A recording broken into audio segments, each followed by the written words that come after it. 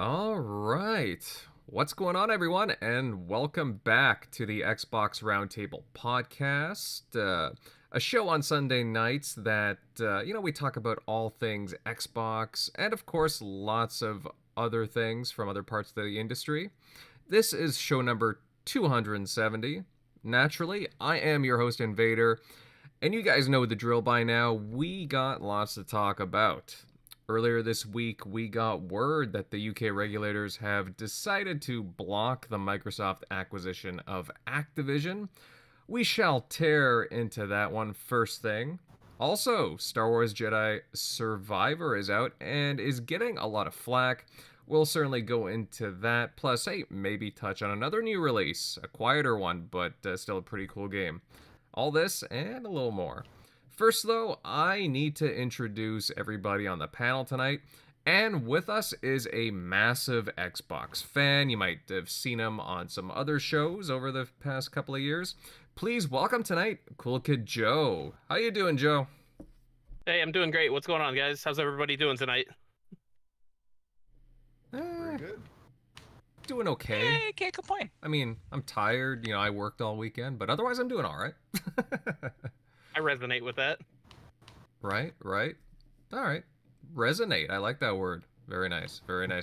And I know I asked you this earlier before we went live, but, what have you been playing the past week? The past week, so I finished God of War early last week or late last week, the Ragnarok. Really liked it.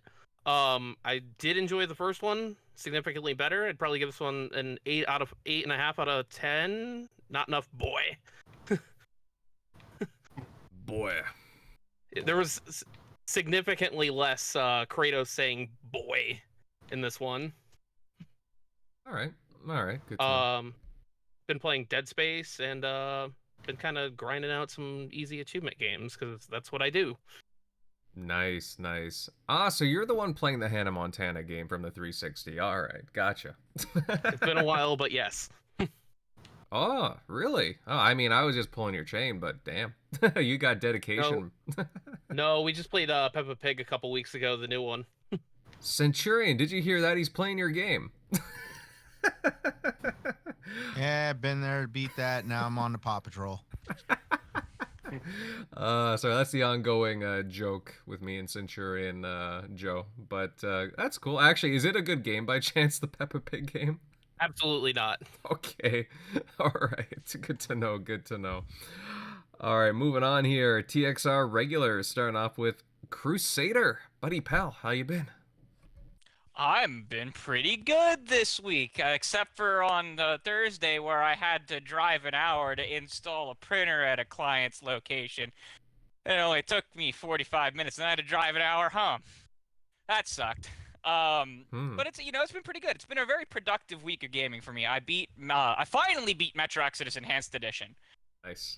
Game's phenomenal. Absolutely phenomenal. And I beat the DLCs for it, and then after I beat that, I played a little game called The Last Case of Benedict Fox, which I'll be talking about a little bit later. I liked it. And then I also beat, for like the upteenth time, Metroid Fusion. I don't know if anyone knows. It's Metroid 4, the GBA Metroid game. I played it on the Switch. It looks wonderful on the Switch OLED. Really? All right. Yeah, it's great. It's part of NSO plus expansion pass, whatever nonsense, worse naming convention than like anything else in gaming that Nintendo has for that thing. But it's on the expansion pass for it. The GBA games are on that. And it looks really good. And I have to give Nintendo some credit where credit's due, though. That emulator they have and like the stuff you can do with it, where like you can skip back like 10 seconds of gameplay to reset yourself where you were.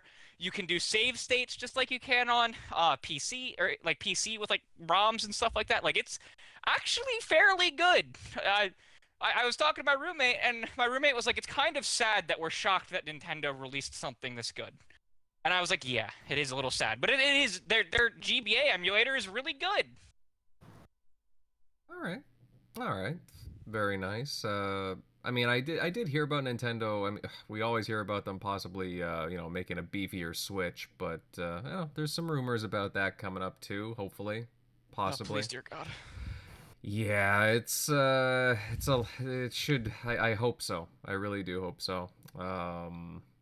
But hey, that Switch still sells like hotcakes, so who knows? Who knows at this point? But they gotta have something in development. All If it's right. not broke, don't fix it. Yeah, I mean, you got a point there, but you got to plan ahead either way, right? And with the games that are coming out these days, especially third party, more so third party, yeah, they got to keep up. They got to keep up. I mean, did you see like Witcher and whatnot, Doom running? Like, it was a miracle you'd be even be able to play that. So, oh well. Moving on down, Mr. Centurion. You know, you got put down the Paw Patrol there. How you doing? Yeah, I've already moved on from Paw Patrol too. I'm starting to play Bratz, you know. No way. Yeah, buddy. All right. Let me see. What have I been? I finally got Zonwan Sword 7 beat. I moved on to obviously playing Dead Island 2. I want to say I'm about a third halfway through that, and I'm also juggling Stray Blade at the same time.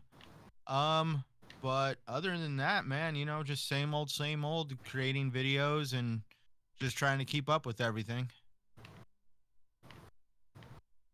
Naturally, of course, you know, going through those games and, yeah, life kind of gets in the way sometimes. I get that, but, yeah, hey, what can you do? What can you do? Moving on down, rounding out the crew, General MLD, my friend. How's things been at your end? Hey, you know, doing pretty good here. Just another week. Let's see. Gaming wise, I mean, I had a little bit of a 360 phase after playing Warhammer 40K.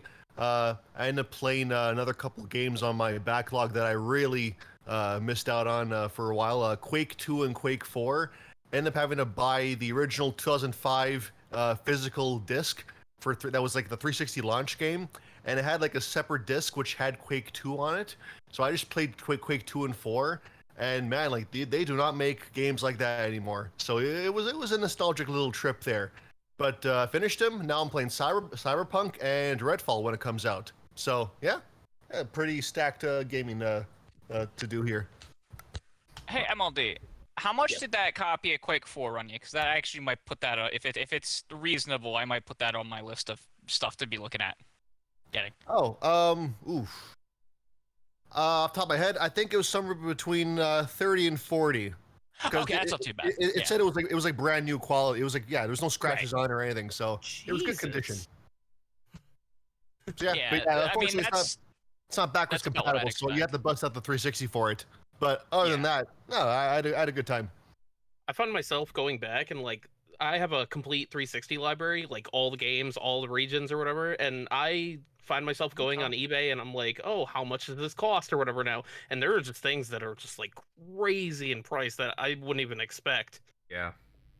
Yeah, it's well, it's funny you mentioned that, Joe, because you know a bunch of us have talked about that too. I mean, we all love the backwards compatibility features here, but again, not all the games are able to be played on Xbox Series consoles. Again, MLD was playing Warhammer Space Marine last week, and that's not backwards compatible. You have to play it on the 360, and I think that game runs for about like $20-25, something like that. Again, these aren't cheap titles. Yeah, in the case, it's about 25 to 30. If it's not in the case, it's like 10. Yeah, that's right. Okay. And then you got titles that just shot up amazingly. Like, again, we always talk about behind the scenes, the Fear games, like Fear 1, Fear Files. Those can go for like $50 to $100. And then there's other ones that are just crazy expensive on the resale market. So, you got to be 50 creative. 50-cent Blood on the Sand is crazy. Yeah. Yes. Well, even again, I've been picking up a bunch of old OG Xbox titles, and some of those games, some of them even they can go into a couple of hundred. Some of the rarer ones, like Otogi 2, that'll set you back like for a complete copy with like manual and everything, like $150 to $200. Really, really crazy. even games like Conquer. Like, I didn't realize how valuable Conquer Live and Reloaded is. I remember buying that when it launched, and it's like, about 70, $80. Like, damn. So, yeah, just very surprising in some cases.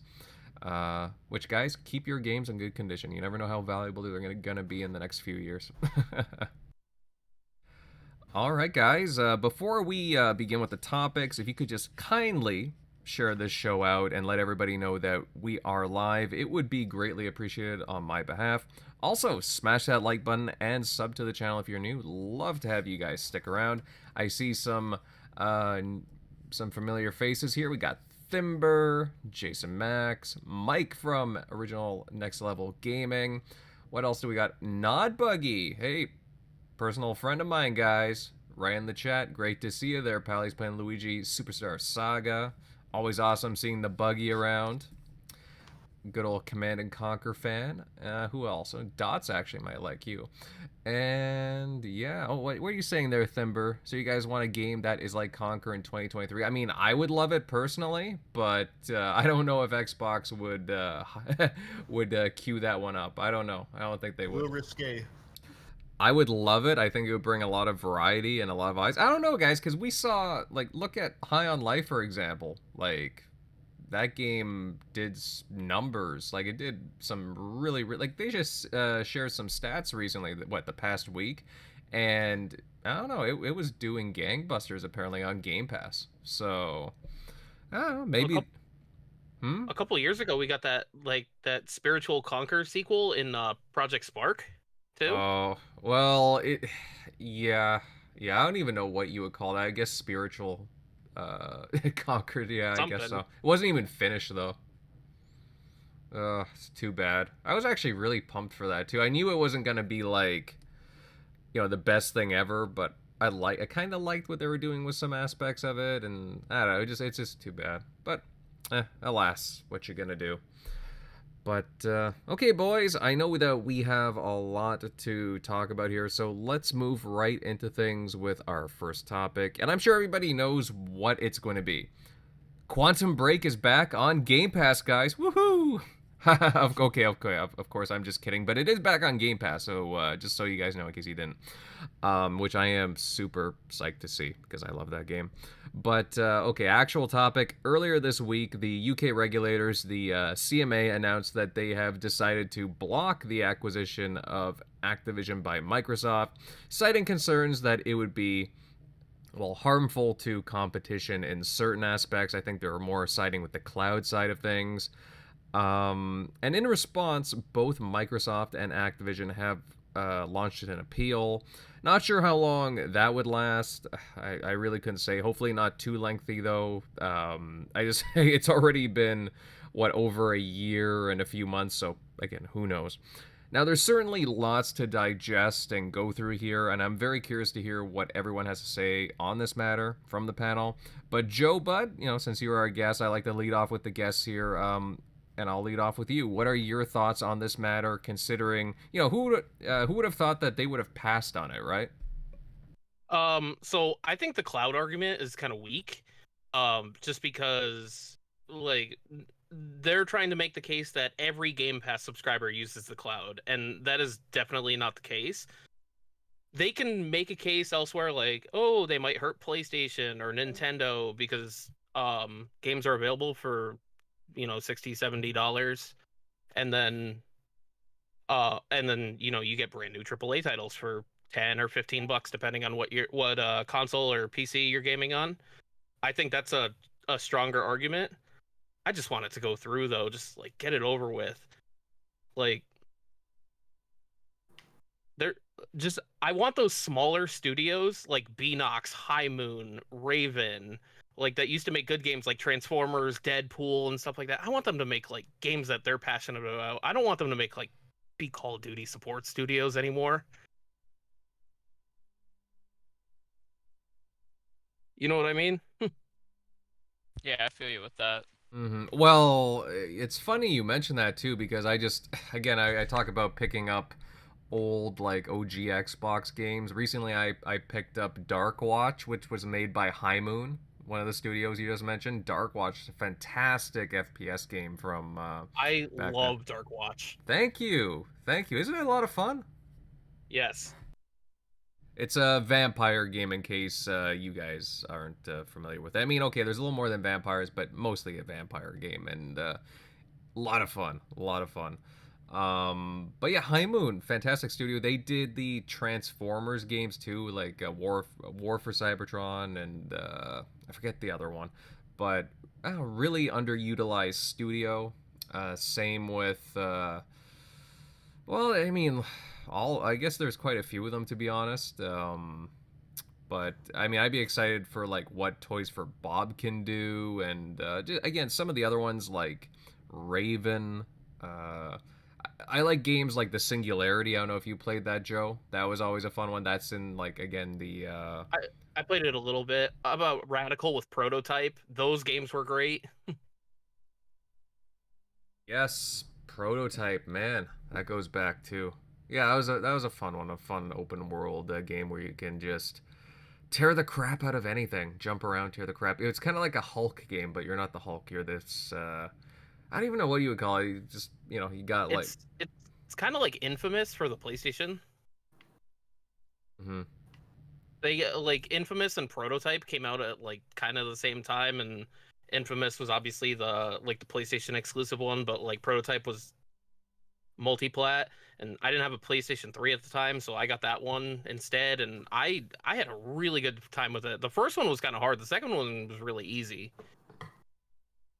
And like there's a lot going on in that game, like enemy wise and stuff like that. And then it's got like you can like run up the walls, kind of like in like the Spider-Man games and stuff like that. And you have these like tentacles and stuff, and like these big like blades. Yes. I just like throwing around tanks personally, but I hear you.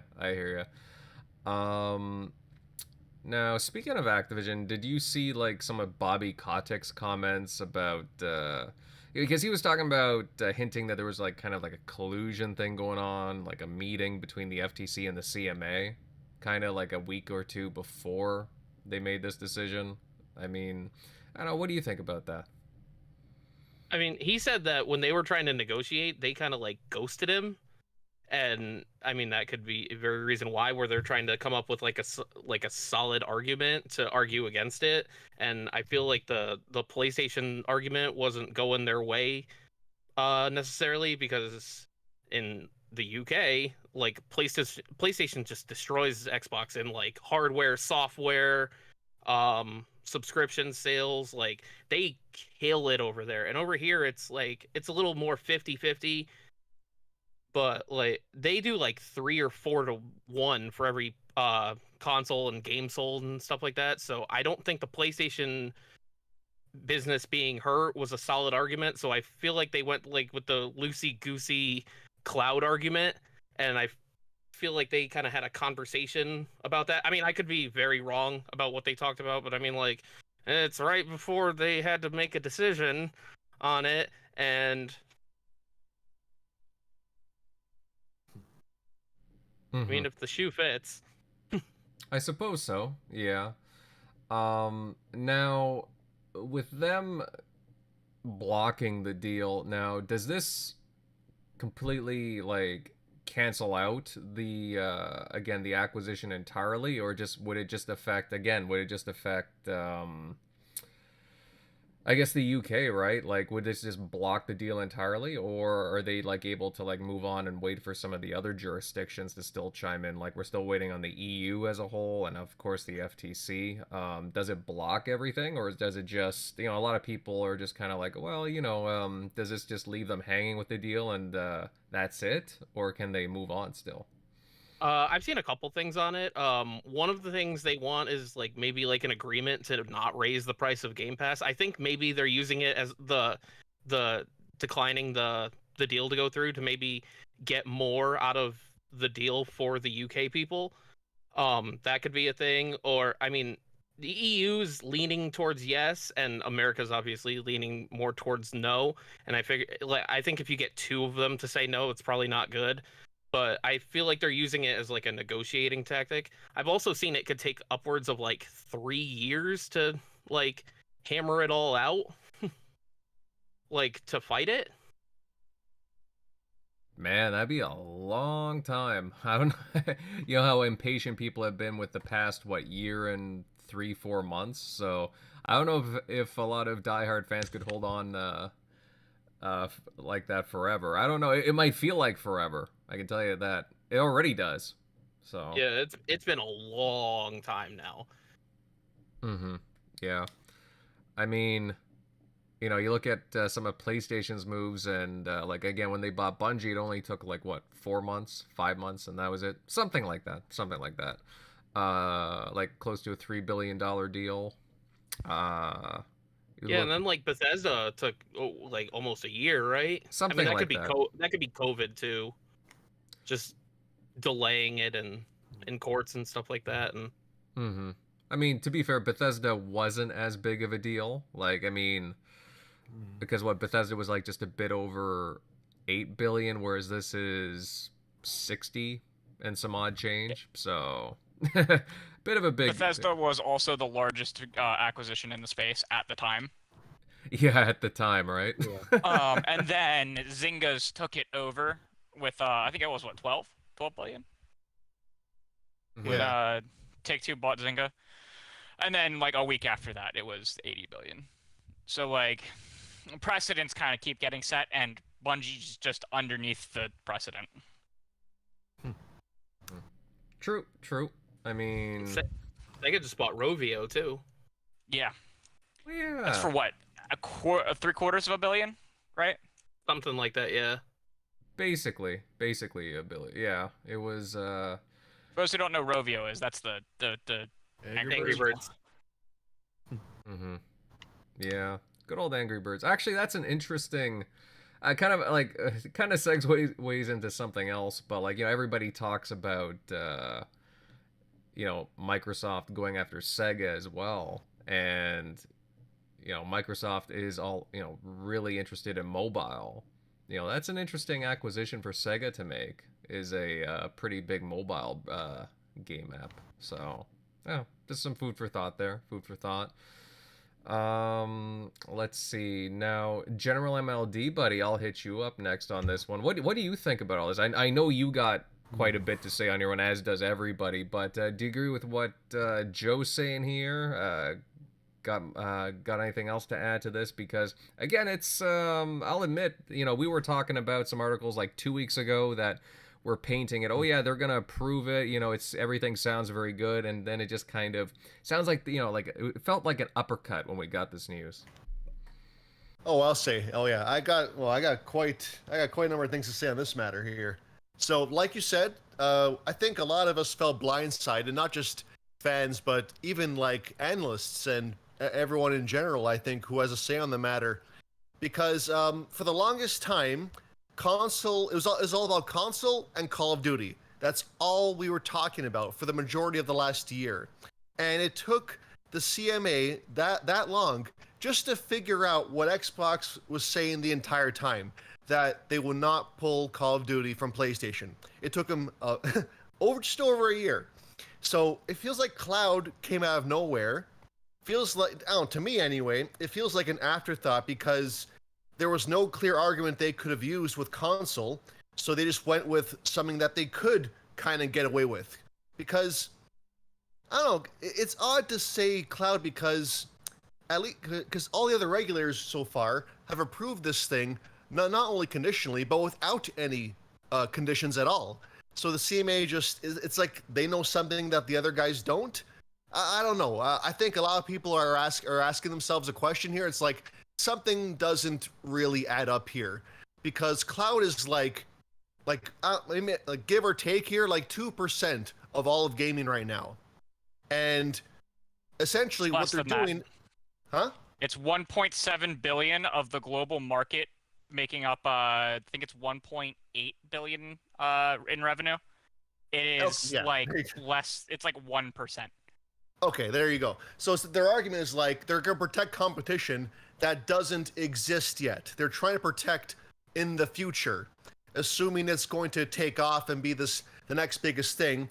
And that argument alone is full of so many holes and speculation, and just kind of like almost emotional argument that you can't really prove or back up. It's all just speculation.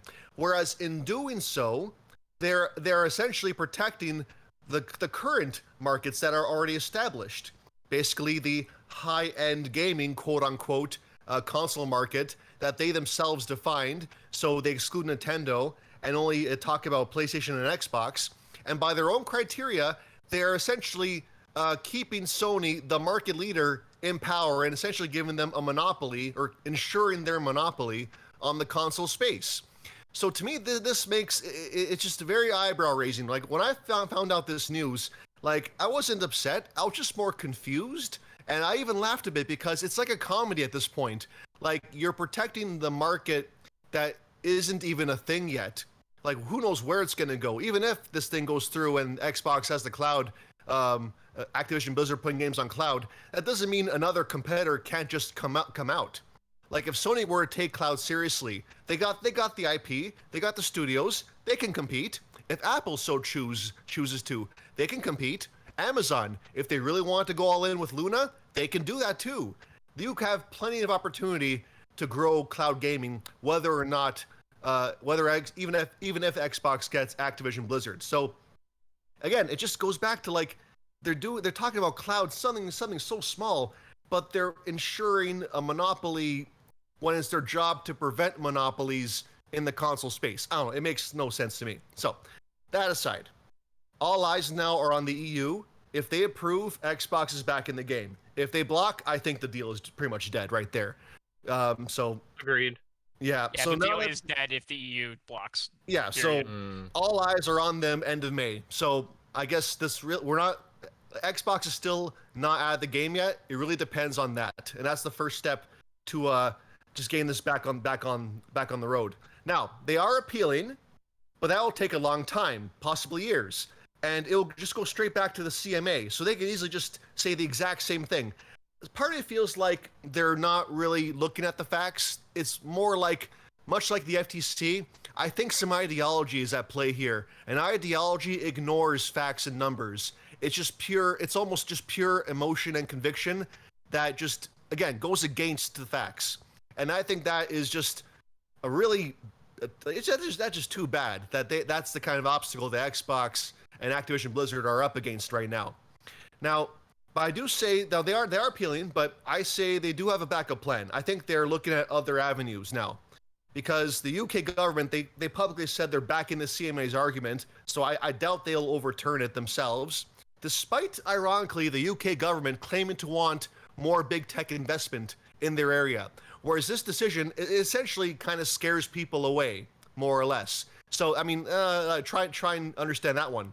But, so, timeline-wise, if they win EU, they're back in the game. They can then use their influence in the US and beat FTC, because I think FTC has a very bad case.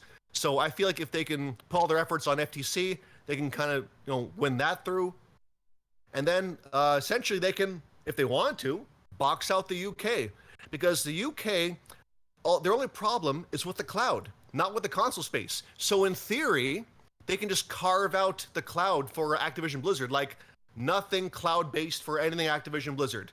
But term's called geofencing. Huh? Yeah, exactly. The term is called geofencing. Yeah. Yeah. Right, Thank you. Yeah. So UK gamers will still get their games on Game Pass. They'll still get all the perks day one, this and that. But for xCloud, they simply just won't get those cloud games. If again, assuming everywhere else approves, and there's some other small markets like China, New Zealand, and South Africa, things like that. But assuming everything else approves, they can just fence off the UK. And China is more important than you think. It's actually one of the listed ones that they can't close over if there's litigation. Okay. Like actual litigation. Okay. Because of the size of the market. Right. Mm-hmm.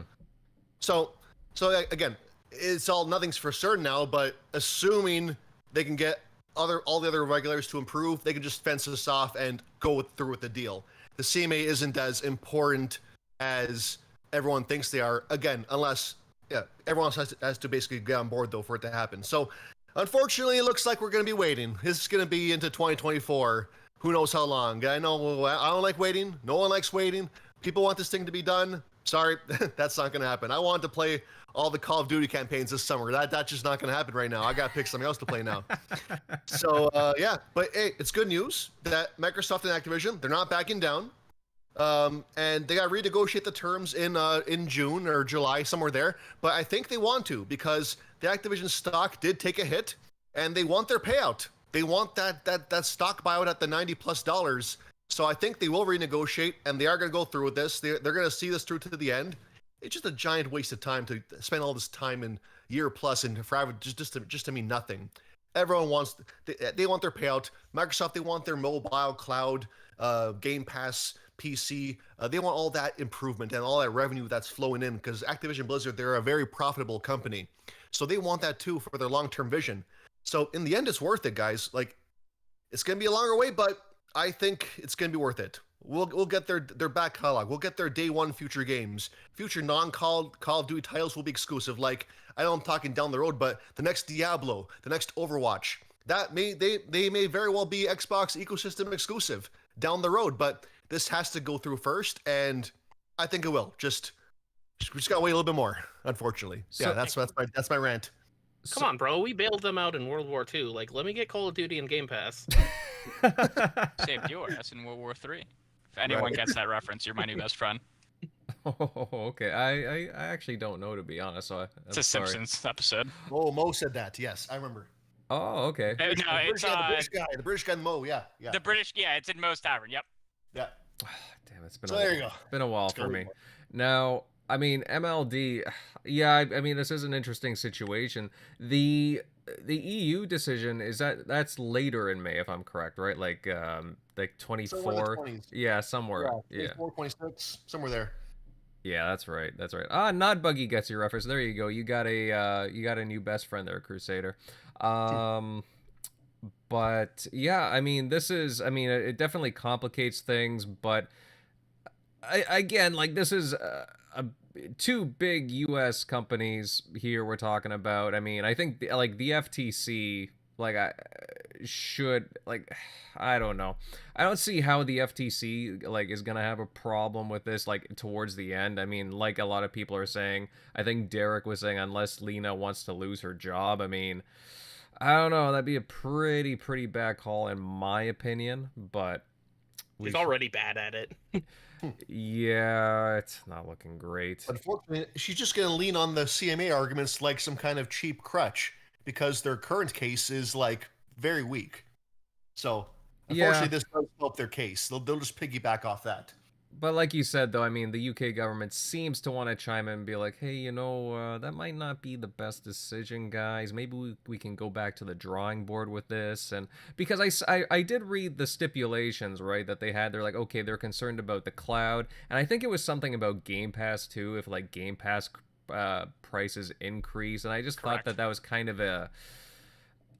don't get me, I understand that, different countries, they look at different things and value them differently. But I just found it kind of weird, considering that you're literally getting an entire library of games for a heavily discounted price. So, I mean, I'm not seeing, even if they did put it up a little bit, it's not like it's the end of the world when it comes to Game Pass. So I just found that kind of flawed. Plus, again, the whole cloud thing. I mean, Microsoft is one of the largest in the cloud gaming sphere and wanting to get bigger and growing, and they made all kinds of different deals with small and large streaming companies, as we've seen in the past months and weeks, and it's a growing list. So I'm just very curious as to how they came to this decision. Centurion Pal, I'll hit you up, and then Crusader. Now, Centurion, obviously, I know you've been waiting very patiently. I know you got some stuff to say on this.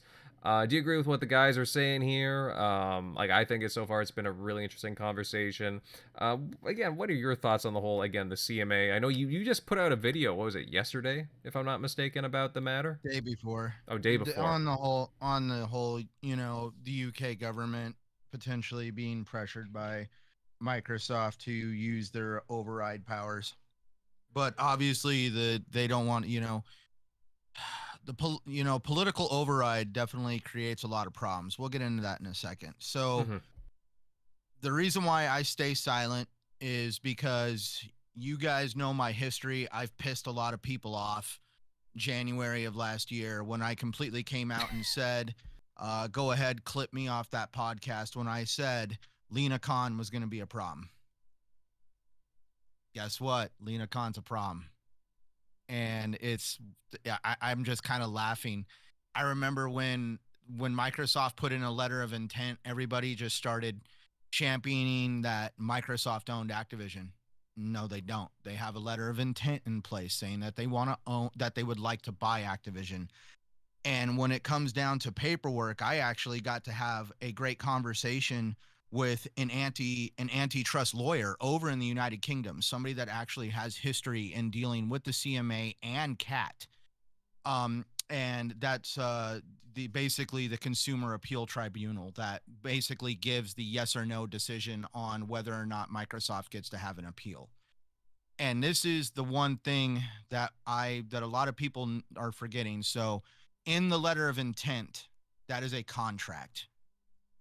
If that contract at any point says that they need CMA approval, you can't carve anything out, can't geofence this. You can't do all these little things that are floating around the internet that everybody's wanting to like grab. And I disagree with you. If it's in the contract, if it's in the contract, it's in the contract. Well, they're going to have to renegotiate that contract come and July. Guess what? Bobby Kotick already came out and said he's not renegotiating. He already sat down. He had a little bit of an interview with MSNBC when they wanted to talk about the whole thing. And it was that whole part where during that interview, he came out and said that, there was potential collusion between the FTC and possibly the CMA. And when they brought up the expiration date of the contract and they asked if the contract was going to be renegotiated, he actually came out and said that he feels that they could get this appeal to go through before they even have to consider doing that. That would be 2 months. That's really Bobby Kotick really feels that is possible because he feels that there is stuff to protect. He feels that they have such a strong enough case that the appeal process would be able to take place in a very short amount of time, which I'm kind of shaking my head at a little bit myself. Yeah, and Bobby Kotick's statement on that. But I mean, I've been watching this, so like you guys know, I love learning about court stuff. It's actually fun for me. And I couldn't even believe Bobby Kotick was like, we have such a strong case. We feel we can have an accelerated way through the CMA. And I'm like, whoa, man. During the interview, they had someone there that actually hit Bobby Kotick up and said, hey, I've been through the CMA and I never want to go through that again. Because I mean, like literally, they are a tough nut to crack. And unless they're willing to, now that's where that's why is Bobby Kotick reluctant to negotiate? Because there's a $3 billion payout. During those negotiation processes, what if that payout goes down? We all know Bobby Kotick is money hungry. And that's why I also laugh when all these, PlayStation fans, super fans, fanboys, whatever you want to call them, seem to freaking think that it's going to be business as usual between Sony and freaking Activision. No. At the end of the day, excuse my French, sorry for the YouTube algorithm, but Sony fucked with Bobby Kotick's money. And Bobby Kotick don't like people that do that. He is considered one of the most toxic executives in gaming for a reason. Didn't he threaten to like have someone killed at one point over a phone, a phone call or something? Yep, he left a flight. He actually sexually harassed a flight attendant on a private jet. I remember that. And basically he left her a voicemail saying that if she told anybody, he would have her like harmed or even killed. Okay. And she turned that voicemail. Yeah, she turned that voicemail over to the press. He is on recording threatening somebody. Yeah, he's not a good dude, and that's why a lot of people in the beginning were really happy about this because he'd be gone. He is not a good human being. And that's why I'm kind of wondering, like, if that contract is not renegotiated and the CMA is part of that contract, then that's a big problem because regretfully they're like considered the big three. You have the FTC, the CMA, and the EU. And now, obviously, China potentially could be part, creating a fourth part of that. There's 5 listed in the contract. It's the UK, of course, the US, the UK, the EU, China, and I cannot for the life of me remember what the 5th one was. And that's where I also don't know. But it was worded very particularly that it involved like direct litigation against the companies, if I remember correctly. Which is why they said that the FTC, because the FTC hasn't moved to file a preliminary injunction in federal court, they don't consider what the FTC is doing to be whatchamacallit, to be actual litigation, because they're not in the court system. That was a very interesting interview from, I think it was Brad Sam, or not Brad Sam, that's Brad Smith. Brad Sam. That's it. That's it. Yeah. From Brad Smith, where they basically said that they don't consider the FTC's current stuff litigation because they don't believe that they're in a real court system, which was very interesting to hear. Well, that's why. So, at the any rate, what I'm just getting at is, if there is stuff in place that says that they need CMA approval, unless that's renegotiated, they need CMA approval. Otherwise, then they have to start exploring what the legalities are on trying to exclude the UK market, if that's even possible. That's one of those things where I really question. It definitely is possible. That definitely is possible. It's just, I would really want to know. Will they not face another suit about it? Is the question. Because that's what a lot of people want to know, though. Banking companies do it all the time. Banks do it all the time, and so do most like not telecom, like TV film companies. Like, there's a reason why things like HBO Max and stuff don't exist in the same way in the UK, and it's not just because of licensing. It's because they were deemed that they couldn't actually merge in certain ways years back, and that's why certain things don't exist in the same way. But you're not that's where I'm saying, but we're talking about film companies. I'm talking about an actual world power called Microsoft that has studios, Azure servers. They have the biggest thing would be major physical footprint in the United Kingdom, and that is not something that can just be roped off. Well, so what they can do is they can put it under a different publishing agency that's independently held. Why? Because and therefore Michael none Pachter of the games would even be published by. What? Why? Because Michael Pachter said that could be possible? No, that's been done before in the past with other companies. Mm-hmm. Now, would with the UK company not take action against it is another question, as an antitrust of a different kind of antitrust case. That is a different question, but they can try it for sure. Right.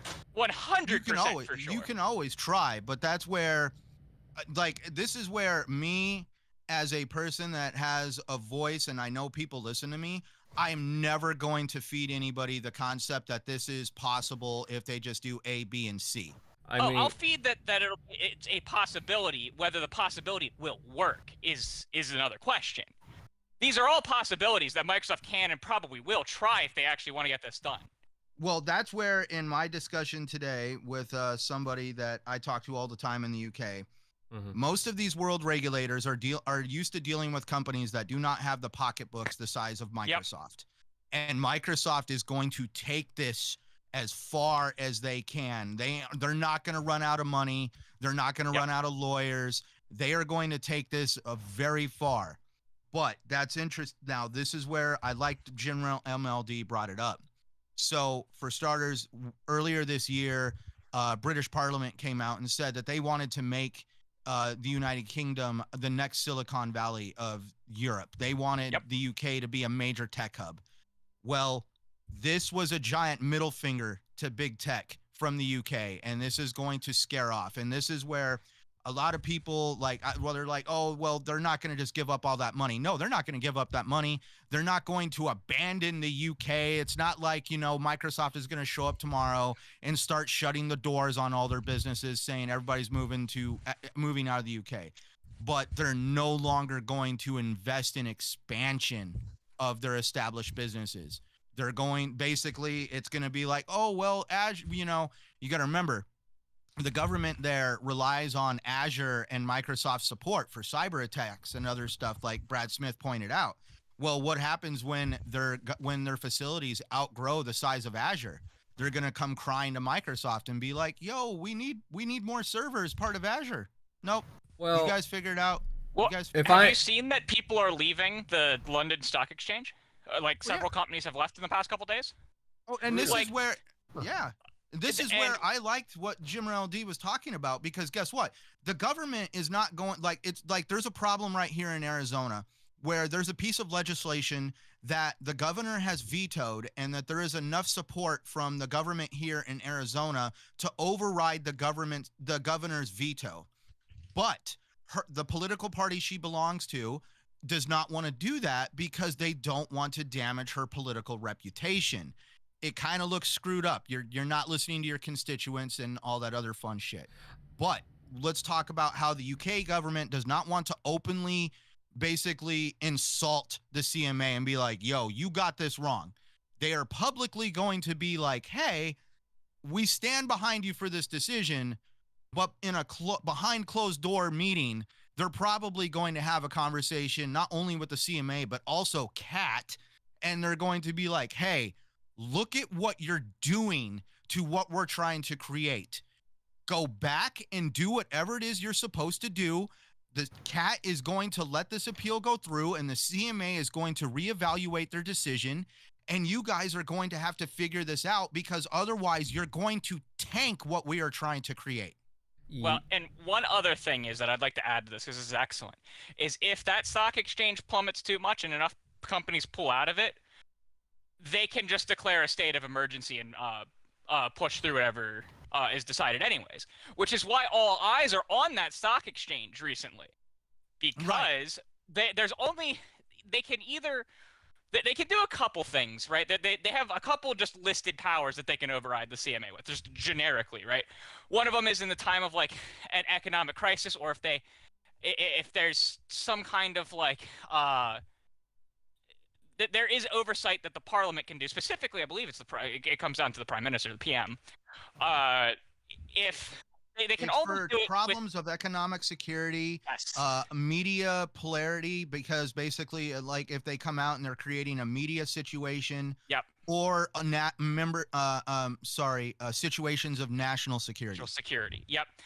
And that's why, again, Microsoft was pressuring them on the national security bit a little bit, and that's why they were pressuring them on the economic stuff with the economic forum, because if it does actually get bad enough, which it could, they were already sliding since Brexit. Brexit has not been pretty.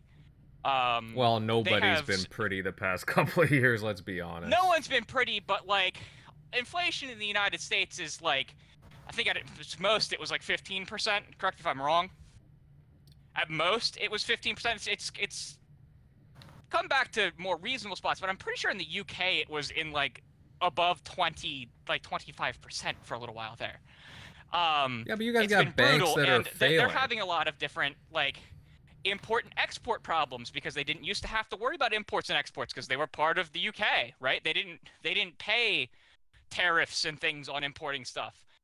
They didn't have to worry about their citizens who work over in France having to actually have passports and go through customs and everything to just go across the channel, right? And so they're having huge economic problems, and this could just be a spear point, because right now they are kind of the Silicon Valley of Europe. They said they want to be, which means they really want to be much bigger than what they are now. They want to be the equivalent of Silicon Valley, but they're the largest tech hub of Europe right now, period. So if they're going to lose that, that would be devastating on top of Brexit, which is why I've been kind of like, well, this actually could be a way out for them. I don't think it will be. I actually am a little bit negative on the deal. I think the deal's more likely dead than not. But it's not that there is no chance, right? I think that we could agree that it's not a zero percentage game at this point. It's just very low percents. Maybe it's just my personality. I don't know. Like, I'm just a little more optimistic. Like, I understand your perspective. No. I understand your perspective. It's just, yeah. I don't know. I can just see, like, through like other channels, like just them talking behind the scenes. Like, I could just see them be like, come on guys, come on. Like, we got to get the this other through. thing that they can do is they can literally rewrite the rules if it got so bad, right? They have that power. The power that is invested in, like, this is a little more of a independent agency is vested in them by the Parliament. The Parliament can do whatever the fuck they want. It is kind of a unique situation, I would say, just because of the grand nature, like the scale of this. But sorry, go ahead, Centurion. I know you want to chime in. That's where I'm wanting to continue what I want to. I know me and Invader debate a lot. I mean, excuse me, Crusader yeah. and debate a lot. I think we're in more agreement here right I'm now. no, I'm actually with Crusader. I really do feel like this is going to be a very uphill battle. Yep. And like I refer to it as, this is going to be like ice skating uphill. This is not going to be an easy task. I'm not saying it's impossible, but I'm just saying the odds are stacked against the deal. Yes. Extremely. And I'm not trying to be unoptimistic about that. I'm just trying to be realistic, because you are dealing with a situation that has never been seen in the world before of antitrust. You have an FTC chairman that has completely gone off the rails and is going against the doctrine that they're supposed to be following. She's colluding with other world regulators. Members of Congress have actually called Lena Khan out for that. I have covered it in a video. She has been lobbying world regulators, and I knew she had been lobbying world regulators before Bobby Kotick said anything about it, because that whole video that everybody watched when that congresswoman tore up Lena Khan for blocking the deal, and do you think that's a good idea? Well, that was just a small clip of that entire meeting, and the part of that meeting was Lena Khan being questioned why she is trying to lobby other world regulators, because her ideals and her point of view of industry regulation here in the United States is starting to fall on deaf ears. And so she's now trying to just go around that and talk to other people and try to spread her message. And obviously she got to the CMA, and now other people are wanting to say it's collusion. But I'm sorry, at the end of the day, it's not collusion, because we're talking about regulators that have governmental protections, and collusion is illegal, but cooperative alignment is not. And that's why Lena Khan and the CMA have both referred to it as cooperative alignment. They are cooperating in an aligned perspective of how they feel that antitrust law should be made on a company that has international dealings. Yep. And we're dealing with a very unique situation because the Lena Khan, we have the CMA with Brexit. The CMA is trying to establish, like, I'm sorry, but I know there's going to be some people that might not like this part, but because of Brexit, there's a chip on their shoulder, and they're trying to be like, we can have as just much say so in the world as the EU and other regulators. But this is why other regulators like Brazil and these smaller regulations have passed the deal, because this doesn't really affect their market. And somehow, I don't expect a small country that has barely any internet infrastructure to want to regulate cloud gaming, because they don't even have the systems there to support cloud gaming. But in comes the CMA with cloud gaming. And I think, didn't the CMA say that it was there was a 40% market share? I'm glad that Crusader came out and said the real number, that it's extremely low. They said that Microsoft has a 60% market share of cloud gaming in the UK. Well, that's also the other thing that I feel is insulting. That's what they said in their document. And that's where I feel like the CMA really kind of showed a screwed up stance on. So, of course, Microsoft is going to have a big market share in cloud. Why? They invented the damn thing, for God's sakes. Sony tried with Gaikai, and to them, it was like this little side project that they did not give a crap about. So I'm sorry, but Microsoft went out, invented it, nurtured it, grew it, threw their money at it, and then all of a sudden in steps a regulator saying, whoa, you got too big. Could you imagine anybody listening to this show, anybody that catches it on replay, you go out and start a business and you are uber successful, and then some government person comes in and says, whoa, you are too successful. No, you need to stop. And that's kind of screwed up, because why? That stifles innovation. And the funny part is now you're going to see cloud completely fall on its face. Don't forget about Google too. Yeah, Google. Well, Google sure likes to. I mean, they're one of the big opponents of anything that Microsoft does these days. So, the CMA had some quite ridiculous statements in that document. Quite ridiculous. See, that's where I just say, why are we regulating? Like, this is where, like, could you imagine if people themselves were treated on what they could potentially do? I could get behind the wheel of my car right now and just start wrecking into people, but I'm not treated like I'm going to do that. I'm given the respect and responsibility of operating that motor vehicle. Why is it when it comes to big business like Microsoft, we got to start trying to get out our crystal balls and our tarot cards, and we got to start regulating based on what could happen? Hey, guess what? Let the deal go through. Let the company freaking try to grow itself. And if by some chance they turn into a damn monopoly, then do your damn job, but don't try to do your job before there's a problem. Unfortunately, the CMA doesn't have reversal power. That is one thing that actually probably should be changed. Right, but at the same time, if you're having a freaking conversation with the freaking chairman of the FTC, you could fly over and be like, yo, we need help. Come on. Exactly. Oh, and the other thing is, they are supposed to look at like mid-future terms, like the next like 2 or 3 years, right? And that's because they are supposed to look at what it will do to the current competitive environment. They aren't supposed to go so far out as they did. And that is one thing that needs to be stated. Like, they are supposed to look at what does like the next 2-year outlook look like if this happens. You know what I mean? And the funny thing is, all of the cloud all the cloud businesses are like, hell yeah. Yeah. Right? Because this deal screws them. Their library of games is not going to be as big now because of this. Because Activision Blizzard notoriously had their content pulled and created the environment of cloud gaming that we live in with all the services like Blasteroid and NVIDIA. NVIDIA being the biggest one, and I'm just going to mention them for the rest of the night because I don't want to name all of the companies. NVIDIA, the whole business model, right, is that NVIDIA lets you play games that you own on a gaming computer in the cloud, right? That is the principle of how GeForce Now works, right? I think what we can all be in agreement is that that's how it works. And the funny thing is, Activision Blizzard said, wait, you're distributing our games, even though the people own them that would be playing them. You're distributing our games without our go-ahead. You're going to need to pull all of Activision Blizzard's stuff off because you're not giving us any money for it. You're not licensing this stuff from us. Even though it's just letting consumers play what they already own, right? And if they're bought, the biggest games in gaming, I mean, you would have probably World of Warcraft and Call of Duty, right?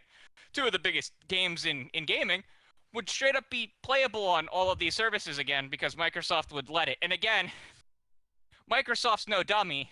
Being on these services doesn't hurt them at all, right? They have a completely different business model than Game Pass, which is one thing Microsoft should have looked at, because there was one valid, incy-bincy bit of truth in the entirety of that bullshit review.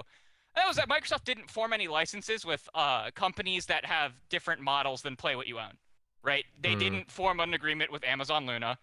They didn't form an agreement with what's the other company? Why can't I think of it right now?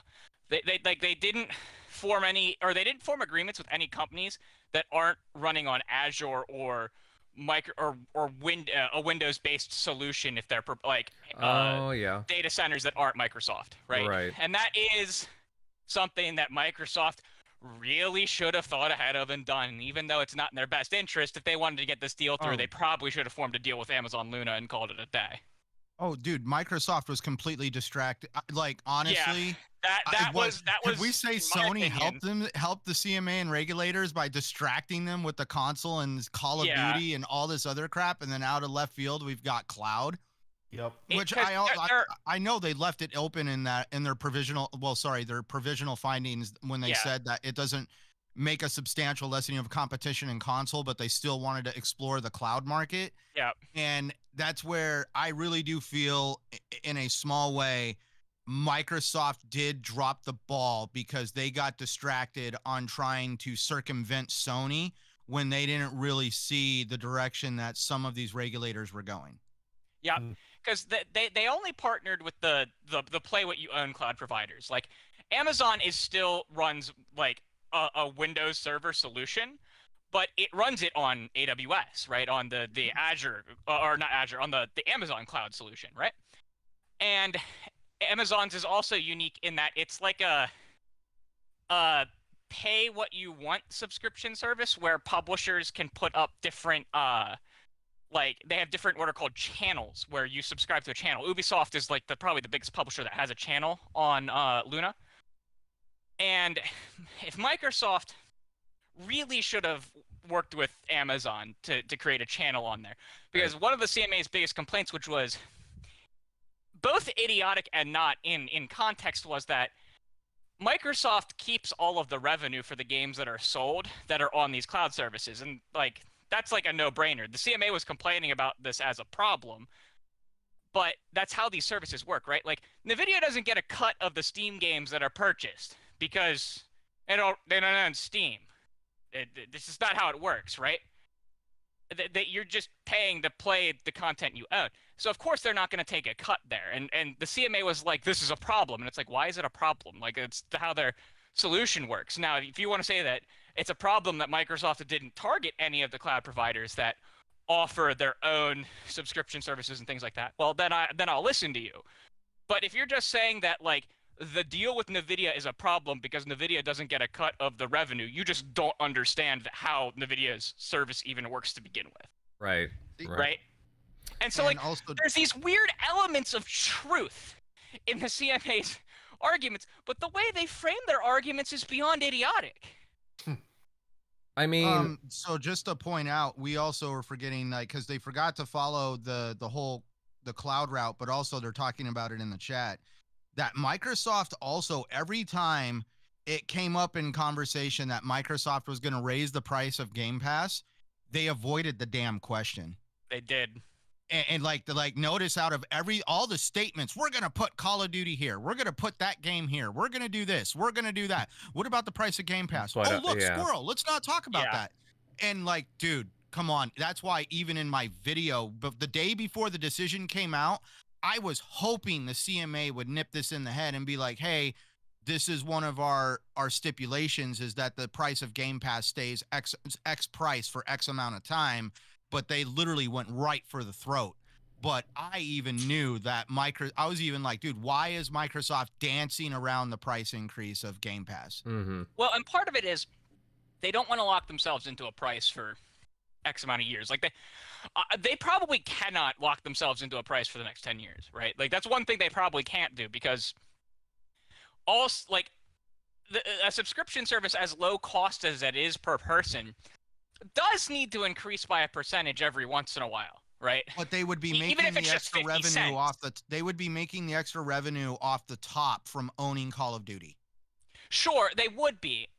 The thing is, that's where they would have to use the revenue of Call of Duty to supplement them for that time. They just can't freaking, install the damn slot machine the day the freaking the deal goes through. Like I'm all for this deal. Probably, but even I thought it was weird. It's probably inevitable though that they'll have to raise it. I mean, just for varying factors. So they should have said like, we're not going to raise it except to adjust for regional inflation or something like that.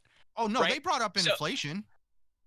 Sure, they brought up inflation as the reasons why like prices have to raise. They should have just outright said the only reason we'll raise the price of Game Pass is to adjust for inflation in countries. They should have just nipped it in the bud there, right?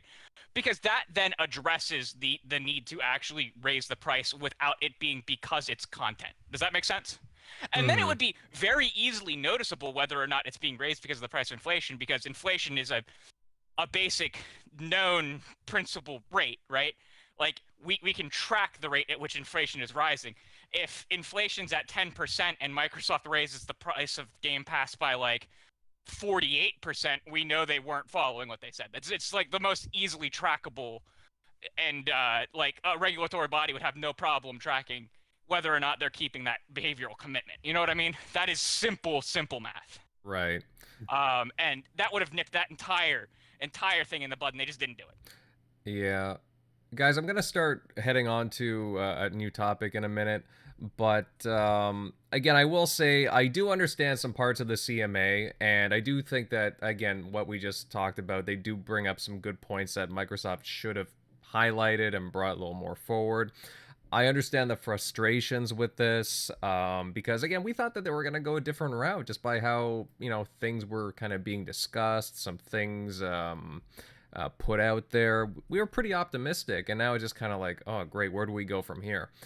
But again, I'm kind of optimistic, and I don't know, we'll see where things go. I really appreciate the panels varying like different points on this. I thought that, again, there's some really good talks surrounding this. Again, it's not a doom and gloom thing. I just think that, hey, you know, I do think that Microsoft's going to get chummy with the government here and just kind of be like, hey, come on, guys, and, you know, just, you know, again, talk to the CMA some more. With that said, we will see what the EU does in the coming weeks, and just go from there, and hope that the CMA kind of changes their mind, but time will tell. Guys, anything else to add to this before we move on? Oh, I got something. Okay. So if the deal doesn't go through, they have to give Activision $3 billion, correct? Yeah. Okay. So what do they do with that other 66 that they were going to spend? So they actually talked. There was a leak from an internal all-hands-on meeting and some other like stuff at Microsoft that that they are still going to be heavily investing in Xbox. Xbox will not see all of that money. Period. End of story. If this deal does not go through, what you will see is probably a heightened period of acquisitions without them being like direct purchases of companies. You'll see a lot of marketing deals. You'll see a lot of third-party timed deals. You'd see a lot of like investment into third-party publishing. You would see a lot of content acquisition, and you would see a lot of content acquisition for Game Pass. You'd see a lot of investment back into their main studios, and you'd probably see some studio openings. You'd probably see some low-scale studio publishing, because the one thing these regulatory agencies did do is they kind of set fairly broad or they set like, this is the bar, you can't do this. So I mean, they could buy up a bunch of small people, right? And so if this does end, I would expect not immediately, like not within a few like months, even probably within like the next like 18 months, you would see a round of investment. And another thing to take into account about all of this is that Microsoft's stock shot up when the CMA made their announcement. It didn't go down, it shot up. It's kind of clear that investors aren't too keen on as big of a purchase as this is. So keep that in mind too. Mm-hmm. So if I can add on to what he said Sure. before we move on, like, you know, we're talking about investment, and that's where I'm trying. This is a sad day for the gaming industry, because yeah, we're talking about investment, because why? We're wanting to see Xbox, you know, kind of like plant their flag and, you know, put their fist in the air and make their presence known. And I have always stood by, I don't want Xbox to act like Sony. I prefer companies to not copy each other, and this is going to hurt gaming, because why? Gaming is going to be more exclusive at this point than inclusive. So like exclusive this, exclusive that. I see crossplay between Xbox and PlayStation taking a crap. You ain't going to be sharing your games very much, except for titles that have already been established. But I don't see it with like newer titles or newer emerging multiplayer games that potentially would have multiplayer capabilities from a third party. I think they're going to be isolated off from each other, because we're going to see, I wanted to see more cooperation from the players in gaming right now, like Nintendo, Xbox, PlayStation, Steam, because I wanted to keep the newer players like the Googles, the Amazons, and the Tencents from establishing a foothold in the market. And in military terms, a foothold means that the opposing, like your enemy, is getting a foothold in basically your territory. And I don't want to see other players come in that don't really respect gaming. They really see it more as a goal of generating revenue. And that's where, I mean, like literally, I'm actually concerned for the future of gaming if it turns into what I'm calling the Cold War of gaming. Well, keep in mind, I mean, people like organic growth and, you know, acquisitions, right? But not when it's Microsoft doing it. I mean, when Sony buys a studio, like last week, right? Or was it earlier this week? They bought a smaller studio, mind you, Firestarter or whatever. But I'm curious to see if that studio ends up under the Bungie side of things, because they are almost their leadership's almost entirely former Bungie devs. Right. I'm very curious to see if where they actually end up structurally in the company. But they're allowed to make all these different acquisitions over, again, the past year or so. So, again, Bungie, a few other studios, this recent one. And that's organic, apparently, but Microsoft investing in these much larger studios, a publisher, in fact, couple of publishers, really. And that's a big issue. And I understand, antitrust and all this, but people, that was people, what they were nagging on Microsoft for the longest time, and I'll harp on it to this day. I'll keep saying it, is that, yes, they needed to, increase their talent, increase their studios, and IP, and so on, and their reach. They're doing that. But I don't know. Apparently, it's different when PlayStation does it, right, guys? Well, it's different because Microsoft represents big tech. We got to remember back in the day, with the the Microsoft Internet Explorer and Bill Gates, and they were supposed to be separated as a company X amount of years ago, and they've been an out of control company, and they've just been allowed to exist because they're too big to be separated, and all this is basically that Lena Khan ideal that big tech is bad. Yep.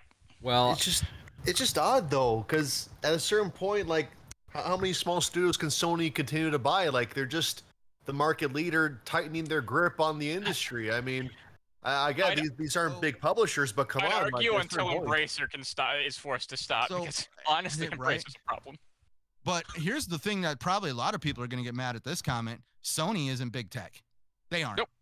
Nope. They're an entertainment company. You know why? They're in movies, film, television. They make TVs. They do video games. They are an entertainment-based company nowadays. Don't get me wrong. They have a tech division, and they do create tech, but they are not big tech. They do not represent big tech. Microsoft is the king of big tech. And anytime Microsoft does anything, they are so scrutinized because of what they represent as a world company. Mm-hmm. Yep, they aren't Microsoft, Apple, or Google. Yeah. The three big tech companies. Amazon being their son, so to speak. Still big tech, but not as big. Mm-hmm. Well, again, there's 10 specific tech companies, and you just listed a good portion of them that make up a good big tech. Yeah, the big tech in the S&P 500 that really matter, pretty much. So totally understand where you guys are coming from. Yep. But yeah, guys, I'll start closing this off. I think everybody has had their fair share to say, but again, we can go on and on about this. I'll go on into something else, but still very interesting topic nonetheless, and I really do appreciate everybody's comments on it, and even I've been reading the chat too, guys. Lots of interesting talk going on there. Love you guys. We'll move on to something else, but guys, smash that like button and share this show out. Again, I love the energy in the chat. Really good conversations going on. Before we move on to, I guess, our next official topic, Crusader Bud, I know you want to talk a bit about a game that you've been playing recently, Benedict Fox, if I'm not mistaken. Why don't you just, put in tell us about it, how you've been enjoying it, if you beat it, would you recommend it, all this jazz, because I'm curious about it, and I think a few of the other guys on the panel are as well. So it is a very, very hardcore Metroidvania. There is no direction. You have to kind of remember where everything is on the map. And it has I wouldn't even call them bad controls, but how the character moves and jumps is very, unique to the game. And it has a very different, skill ceiling to play. And it can be... I personally loved it. Let's get that off the back. I personally loved the game. But it is very unique to play. If anyone is thinking about playing it, I would wait until the first patch is out, because there is, at least on console, a pretty bad, I don't know if it's a memory leak or stuff's not getting unloaded from memory properly when it's loaded in, but the game will run flawlessly. The animation's perfect and everything for 30 minutes, but then if you have too many things happen and you transition through too many zones, it starts to stutter really bad. And this wasn't actually something I noticed for my first like 3 hours or 4 hours of playing the game, because the enemies, not as much enemy density. The enemies don't do as like many different kinds of attacks and have like FX tied to them and stuff like that. But it started to happen later as I started to transition between more and more and more zones as I unlocked more abilities and kept going back to unlock stuff. And so I would wait a week. There's also a bugged achievement that will be retroactively awarded to everyone. It's unlocking all of the like shrines from like Ori. There's like an equivalent to them in this. That doesn't unlock for like basically anyone, but they're going to be retroactively unlocking it for everyone. And the game was kind of made for me because I really like Metroidvanias, but it also has a ton of cryptography and stenography. Cryptography is like the science of encrypting things using mathematical algorithms to encrypt things. Cryptocurrencies use the mathematical principles of cryptography, but like cryptography is far, far more than that nonsense. And there's all kinds of these cool like encryption puzzles and like stenography puzzles where like the answers are like hidden in pictures and like on the walls and on items and things like that. And it is just a really, really cool game. I beat it. I would give it a 4 out of 5 as it is right now. And I would give it a 4.5 out of 5 if I had played it later. And I would have preferred to play it later, having run into the issues that I did. But it was very good. All right. Now, I mean, I remember, like, to be honest, it kind of dropped off my radar for a while because there wasn't a lot of talk about it. But I remember the first trailer for it. I think I talked about it right before the show started with you, Crusader, that was like, oh, you know, it kind of like gives me a what the hell did I call like Call of Cthulhu, yeah, Gothic like horror vibe? That's right. Yes. Yeah, that's what I was talking about. Yeah. Yes. It's like that kind of vibe set in like the 20s. Right. And it also has its art style in motion when you are actually like playing the game and controlling the characters very similar to Ori, with like a Tim Burton vibe, and that Tim Burton vibe comes out huge when you are in cutscenes and things like that. I put a thing out that I wish more games would use this similar art style to like this and Ori nowadays. It is very, very, very pretty when it's not stuttering. Okay. All right. Yeah. And it also does have a performance and a quality mode. The quality mode is supposed to be 4K 60. It's as you're playing it, it drops not because like there are drops, but because of that memory leak issue. And then there is a 1080p 120 mode. Okay. All right. I mean, again, it caught my eye that just the I mean, I did hear that the controls are kind of clunky, but I mean, I'm not gonna hold it I wouldn't against call it. Clunky. It's very unique, and that uniqueness will come off as clunky if you were expecting it to control like Ori. Okay. All right. Now, Question actually, if I ever played Ori or this game, which one would you recommend first? Ori for well, all right. So, I would play this one before Ori because the Ori games, especially Will and the Wisps, are probably the best games that Xbox has ever published, in my opinion. They are very, very, very good. Except for maybe Mass Effect, because they technically did publish the first Mass Effect. that they did. But, Ori and the Will of the Wisps is, like, probably the best Metroidvania I've ever played. I haven't played Hollow Knight yet, and I've heard that it's a strong contender for that title. And I did play Metroid Dread. I think it's better than Dread. But I would play this before Ori because, again, it's not a letdown, but like if you like played them all in a row, you'd be like, man, the Ori games are just better. They are. Not that this game isn't good. The Ori games are just better. And the Ori games are a lot smoother to play, just in general. They abide by more common, just like movement, like design schemas that you would commonly think that this is how it would work. Like the double jump only works if you are in close enough range to like a wall that your tentacles can latch onto in Benedict Fox. Right, and that's one of the reasons that people think it's really clunky, because they don't quite understand that like the double jump and triple jump have restrictions. very hard restrictions. Mm-hmm. And if you play it before the patch comes out, because you really want to play it right now, because I've sold you on this Metroidvania cryptographic awesome game, play it in the performance mode, because the stuttering won't impact you nearly as much until it'll last longer. Even though it's not as pretty, you will have less problems. And a simple saving and quitting and going back into the game, like quitting out the game completely to the dashboard and going back in, will solve the stuttering for like another half hour, 45 minutes. All right. Now, oh yeah, no. Yeah. Is there any other recommendation? Oh, also make sure you don't just rely on quick resume and you save often. And the only way to save and quit is to pause, save the game, and hit the save and quit button. That'll take you to the main menu and then go back in. That is a very bad design, and I hope they fix that in the patch. But the only way to save the game is to hit save and quit. Do not rely on quick resume. You will lose time. I lost an hour. Really? Just be warned on that. Okay. All right. That is another complaint that I had that knocks it down from a higher serotonin score, because I rank my games based on how much happy chemicals they give me. Of course. Now, Joe, is this a game that you'd be likely to check out, or is it a pass?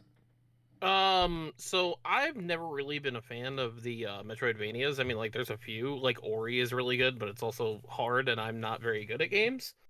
I mean, I did see that there were a lot of accessibility features for the Benedict Fox game, yes. So maybe I will give it a try. Yeah, invincibility, and you can skip the puzzles regarding you have the correct items in your inventory. So the 100, if you want the 1,000 gamer scores, it's actually when the achievements fix. This is actually be a pretty easy game once guides are out for the collectibles. So achievement hunters, easy 1,000 with a guide. All right, Joe. You see, you got to go for it now, man. Yeah. Oh yeah. I got 920 without guides. I'm missing a single collectible that I can't find anywhere, and I need someone to put out a damn guide for me. And I have the bugged achievement that wouldn't pop. Oh, don't look at me, man. Next month I'm kind of busy, but I'll work on it. I'll maybe, I don't know, see if Maka puts out a guide or something. How about you, Centurion? Is the Benedict Fox game something that catches your eye, or too busy with some other titles right now? I would say I'm too busy with other titles. I'll be blunt. I actually own Ori and the Will of the Wisps. I tried to get into it. I didn't really play that game as much as I should have, because I kind of puttered out on it. Don't get me wrong, it's a beautiful game. Enjoyed the fact that, you and I were able to conversate with Thomas Muller when he did the second game that came out. Yeah. Or wait a minute, Ori and the Blind Forest was the first one, right? That's correct. Blind Forest was the first. Yeah. Okay, so I did Blind Forest. I haven't tried Will of the Wisp. Blind Forest was the one I own. Will of the Wisps is much. It's like improved in every way. So that's where I guess I would have to say I'm not really a big consumer of that style of gaming. I'm very, like, don't get me wrong, I play all the big titles, because that's just, when you have limited amount of time to game most of the time, you don't really end up playing a lot of your more indie stuff. And when I do play an indie game, that's where I go in and, like Zonwan Sword 7 or Stray Blade, something a little bit more, shall I say, at least like RPG platformer for me. I don't really go down the realm of like too many like because is Benedict Fox like Ori and the Will of the Wisps? It's more like of a two-dimensional style game. That is exactly what it is. It is a 2D. Yeah, it is a 2D Metroidvania with 3D assets. See, that's where I don't really get into the 2D stuff. Maybe that's my shortcoming, but I feel like somebody today on Twitter said that, 60 frames a second, games at 30 frames a second was like 2010. Well, I don't count frames, but I guess I count dimensions, because for me, as soon as they came out with 3D graphics, I lost my damn mind on the Nintendo 64, and I have not looked back at two-dimensional games. Wow. I hear you. Well, actually, in a way, I see your point. That was actually a big turning point for me, to be honest. But Dude, Mario 64 with that joystick in the 3D world, I was sold on 3D the day I saw it. But no, and I get it. But at the same time, like some 2D games, like again, they just capture me, like Cuphead, or even going back to like games like Shadow Complex, for example. No, I'm not knocking it, because if we really look at how 2D games when they first came out, like pixels, bits, all this other stuff, but now we're talking about hand-drawn scenery. I saw one today that actually somebody was using embroidery to create. I know I know what you're talking about. They were using embroidery to create animation for a 2D game. Don't get me wrong, man. What? There is some cool tech. Yeah, they were showing how they were embroidering with a sewing machine to create animation for a 2D game. I was completely mind blown at that. See, Ori and Cuphead and now the like the Octopath games have really set a new bar for like how you can expect like the art styles to be radically different in 2D now, which I do really like. Because everything being like pixel art 2D is just it is kind of boring. Same. But I mean, not that it's bad. It's just that when everything's that, it's boring. But like you have that like really cool like JRPG Octopath style that a lot of JRPGs are using now. You got the like super pretty Ori like 3D in a 2D space. Nintendo likes to do that 3D in a 2D space stuff too, like with Dread. Right. I'm happy we're seeing a little bit of a renaissance in innovation in that space. That's what drew me to Ori and the Blind Forest, was those hand-drawn scenery. Cuphead, don't get me wrong, that game is on my radar if it was like cheap enough, but also at the same time, I don't want to get like gamer rage and like want to break something because I'm getting my ass kicked.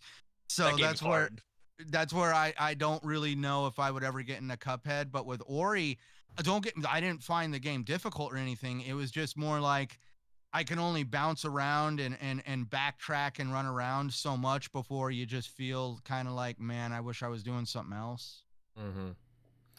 Oh yeah, but either way, guys. Again, this game, Benedict Fox. I guess it is on my radar. I'll be honest with you. I probably won't get to trying it out until sometime in the summer. But I do want to give it a shot. Crusader gives me a pretty convincing recommendation, and I just always thought it was kind of a neat little title. So don't be ashamed if you have to look stuff up when you're going through that game, though there's not a ton of guides right now for it. That it was hard to figure out what to do. It does not hold your hand in the slightest. Kind of like a Souls-like game. It just kind of throws you in, and it says like, hey, you need to find this thing. Doesn't tell you at all where you need to find that thing. All right, good to know. But, okay, on that note, guys, we'll move on to another topic. But guys in the chat, hey, you guys rock. Really appreciate all the comments there, and pretty positive overall. Again, really appreciate you guys. But, yeah, we'll move on to our next bit of news, our last bit of news for the evening. And, we did have a few new games come out this past week. Obviously, we're talking about Benedict Fox. Ooh, sorry. My throat was just really dry all of a sudden for some reason. Anyways, yeah, a few games came out. And one in particular, Star Wars Jedi Survivor. It's a game that I know plenty of people have been excited for. However, there's been a lot of issues reported with it as of late. Of course, running horribly on consoles, and especially PC. Lots of crashing, I've noticed. Can't even boot up the game. And just terrible frame rates on both consoles and PC. Now, I'm inclined to say that no game is perfect. Again, I've seen people also playing this game. Some have reported no issues or little, or they've been able to get through the game. That being said, again, like, there are serious issues with it from what I've seen. Now, Centurion, but I'll tell you what, I'll hit you up on this because I'm pretty sure this is a title that you've had your eye on. Like, what are your thoughts on this situation? Because I played the first Jedi, the first Star Wars Jedi game, and I thought it was pretty cool. I haven't finished it yet, but it's a pretty cool title. A lot of people were wondering about the high turnaround rate for this game because, the devs were boasting that, we made this game pretty quickly. Is this a case of the game just being rushed out too quickly, or people over exaggerating, or again, like, or do the devs just really need to take this seriously? What are your thoughts? Well, I guess let me point out real quick that yes, I pre-ordered the game last week sometime. Have I played it yet? No. Am I holding off on it because of performance issues or patches? No. I wanted to finish a couple other games before I got into it because, you can only play so much and you could go crazy trying to keep up, especially with this year on how much they've been releasing, in my opinion. But that's where, so the situation with this game, was it rushed out? I really don't want to, I'm not somebody that's going to sit there and speculate based on a game not being released to top-notch standards. This is where, I know I'm probably going to get some people are going to take shots at me. The 60 frames a second hill is a very small hill, and lately it seems like a lot of people are dying on that hill, because it's to me, it's just making me laugh very hard, because in the past 6 to 8 months, we've seen Gotham Knights, Redfall, Zelda, the new Zelda game, and now this game. Obviously the game had more of a focus for 30 frames a second. And I came out on Twitter today and, put it out there and said that just because the hardware is capable and just because your feelings say it should be an industry standard doesn't make it industry standard. They have metrics to prove what they are looking for, and those metrics are telling them to focus on getting the game out to what the vast majority of gamers are going to play it at, and then we can patch it. Regretfully, this is a norm for the industry at this point. Patching games. Do I agree with it? No. But it's just the way it is. Like, there's nothing I can do about it. The industry is going to use patching as a crutch, and I don't really see them stopping, so there's no point in me losing sleep over it. Do I believe a game should come out fundamentally broken? No. But just because the performance mode isn't functioning the way it should be doesn't mean the game is broken, because technically performance is a very high frame rate, and we have seen that there is some trouble with performance modes, especially on recent games. They forgot to turn off ray tracing in the performance mode. See that, and that's where somebody, it's something as simple as that, and that's why one of the big issues is the ray tracing. But do I want to say the game is rushed because of that? No.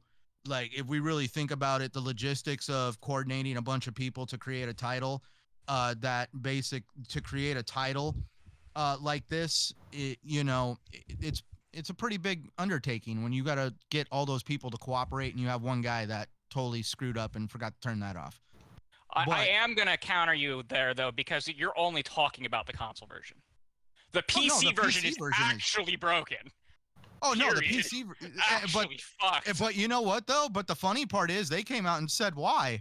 Because now we're talking about PlayStation and Xbox, a set standard of hardware. We know what's inside it. We know how it works. We know how it communicates between the CPU and the GPU.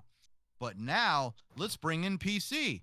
We talked Windows 10, Windows 11. And why wasn't this an issue from 2010 to 2018? We have there's the same amount of cards on the market. People have moved up to newer tiers of them. And it's not a new thing. But how come the 3080, how come the performance of the 40 series is way better than the 30 series? I mean, excuse me, like, they're like, everybody was supposed to come out and, like, why, I've had a couple PC players I've chatted with that said, why did they noticed that the 30 series of cards did not last as long before the 40 series came out, because they realized that they created some, I don't even get into the PC world very heavily, but a lot of the PC players I know are not happy with their 30 series cards, and they're actually already ready to move on to the 40 series because it feels like the technology is better than the 30 series. They're releasing them at the same rate. The problem was it was impossible to get a 30 series when they first dropped. Couldn't get them for 6 to 8 months. Then by that time, NVIDIA didn't change their scale of when they were releasing their new cards. That's the whole reason that we're having the 30 series to 40 series problem. This happens every generation, 10 to 20, 20 to 30, 30 to 40. But if you actually the difference was that people didn't get the 30 series cards for like a year after they launched. I didn't get mine until a year after it launched. You know, but that's where, in my opinion, computer technology is getting a lot more complicated than it was back then. Ish, but it's not using... The only thing it's using specialized on the new cards is ray tracing. And you turn that off, it's still broken. Like, if it's going to use the new features, and the new features are the problem, and you turn off the new features and it's no longer a problem, then we're all good, because it just means they screwed up the new features. The game barely loads on PC. It barely starts. And then there's all kinds of audio desync where the cutscenes are playing, but the audio is not synced up with the cutscene. That's a basic issue. Now we're going into a concept of the concept of is maybe the game wasn't rushed. Maybe there wasn't a huge focus on PC because it was also only developed in 3 years, when the typical AAA game takes 4 to 5 now. That's a fact. They said it in an interview. But you already have assets established. And by the way, I did look it up earlier. It's only Unreal Engine 4. It is only Unreal Engine 4, which is that's what we more thought. That's what we thought it too. Is more embarrassing. Yeah, because we were talking about this before the show, right, Crusader? Because it's like, I thought it was Unreal 5 because I thought an interview had said it. It's not. It's Unreal 4. Yeah. So like, it's technology they used for the last one. It has worse problems than the last one. Which would speed up production, but we gotta all see. That's where the last one, 60 frames, wasn't a focus. But this is PC. It doesn't matter. Like the game, I'm specifically talking about the PC version. And that's also the PC version. The last one was fucked too. But this one's twice fucked. But this is probably the worst PC port since Arkham City. And that's also running on the older. Really? Because I don't recall. Yeah. I don't recall Kale doing a breakdancing routine like we saw with the Last of Us remake on PC. Oh. This is definably worse than the Last of Us remake. From like someone who I know who has had to, we watched him play. But he refunded it on Steam and purchased it on console. I mean, it is the worst thing I've seen. It is bad. It is generationally bad. It is the equivalent of Cyberpunk on the last gen systems, but reversed, where the console version is the okay one and the PC version is the. But this is where I'm wanting to point out what I was trying to get at is this is where I get pissed as somebody that embraces gaming. Where is the mass outrage for Star Wars Jedi Fallen Survivor, whatever, Jedi Survivor? Where's the outrage on the scale that we saw for Redfall? I think we both know the answer to that. It's more than that because it's actively happening, like in reality. No, it's not. People are refunding the game. No, it has it's not. Horrible reviews. It is. It's not. The gaming media has actually been ignoring it. Yes, they have been ignoring it, but that doesn't matter. We saw them all sharpen the pitchforks and light the torches for Redfall, which I think is absolute BS. You know what? Sure, I can agree to that, but I'm going to tell you right now, the actual people responding to this is like one of the most refunded PC games of all time. The actual response to this from what actually matters, which is the consumer, has been abysmal on PC. Again, to the point where they had to apologize for it before it launched. Centurion does make a great point with the reviews, because the reviewers how did they bypass? How did they bypass this? How did they bypass? I have a tinfoil hat theory on that, and it's because it's Disney. They actually own a vast majority of media companies. Yep. They also have a large amount of marketing and other stuff established through these guys for advertising. Like Marvel movies, anytime a Marvel movie comes out, of course it's on a gaming website. Nobody wants to piss off Disney. Did you see the difference in PC Gamer's The Last of Us review and the Jedi Survivor review? Yes. They gave The Last of Us a 50 out of I think it was like a 5 out of 10 for its performance issues on PC. Rightfully earned.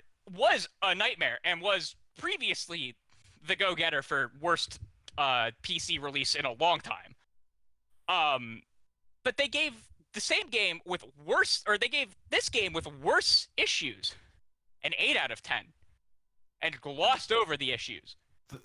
That is a problem. In general, is just 80 for like for PC, but that is for Last of Us. Like that's weird. That The Last of Us on PC got a 50, which it earned.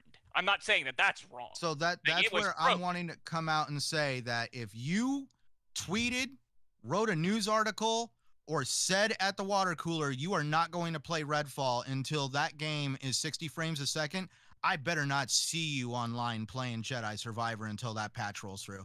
Go check mine.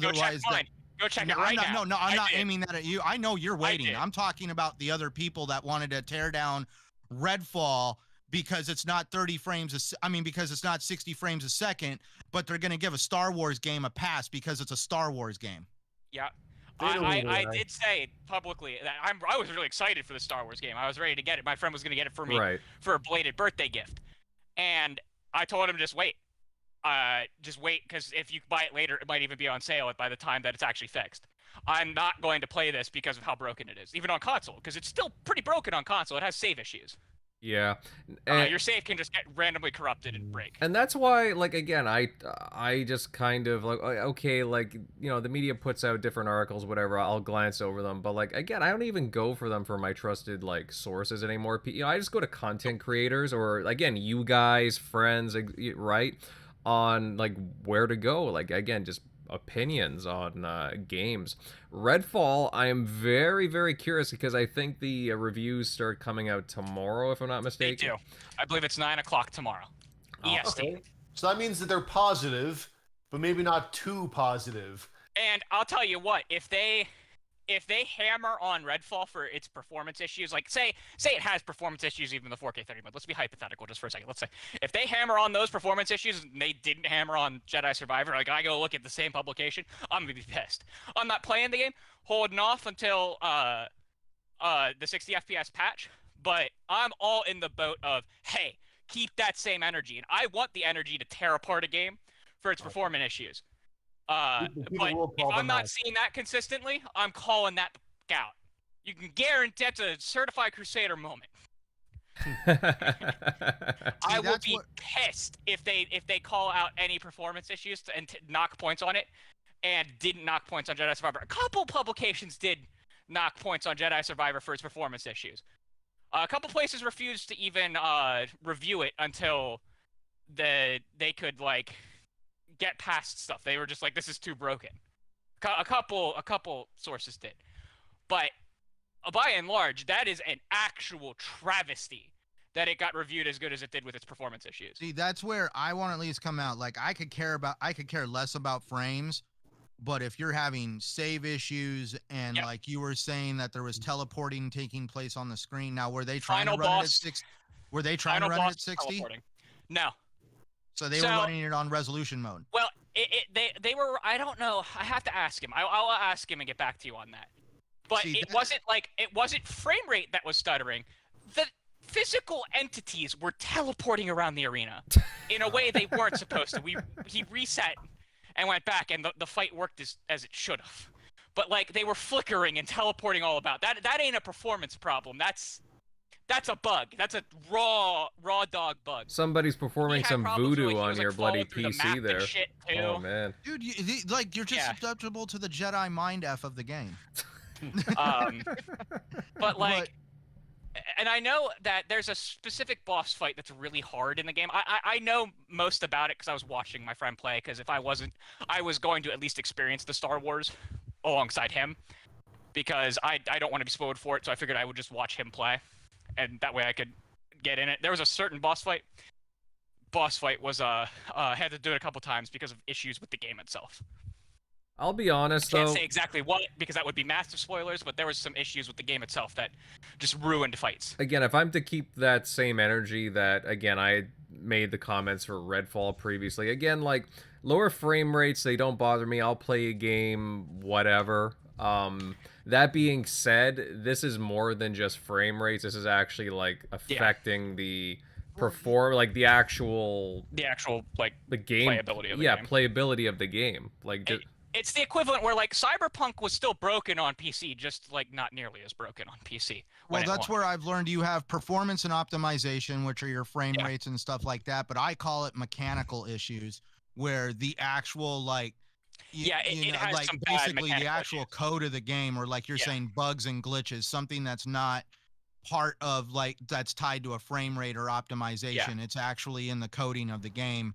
Well, and there are some problems with the coding of the game where it can be tied to frame rate, where like in Destiny we got bugs where like your frame rate, if you're playing at 60, gun does double the damage because its damage is tied to the frame rate.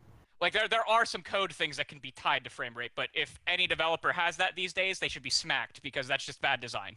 Well, I'm talking like when it comes to like saving your game. I believe when you brought up the Benedict Fox thing, I feel like that's something that should be hatched out when you guys are sitting in the boardroom writing down how the game is going to function on paper. Yeah. And one of the first things that should come up would be like, well, how is our save feature going to work? Because if your save feature is broken, then you got a fundamentally screwed game.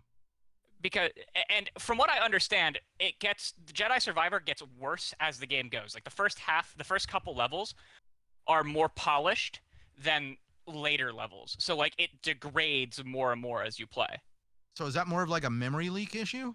No, it's like legitimately like you can like a memory leak issue would be tied to like if you close the game and reopen it, it would fix itself because you've cleared your memory, right? Okay. Okay, I get that now, but the like resetting the game doesn't fix it. Resetting the game does not fix it. It's literally the later levels are just less optimized and refined. And there are just raw issues that can occur on them. And that starts to even impact the 30 FPS mode. See, now, but can we honestly say, does this surprise us that at the end of the day, this is an EA title? Does this surprise us about EA? It does surprise me with their recent launches because Dead Space was fairly good at launch. Like, almost.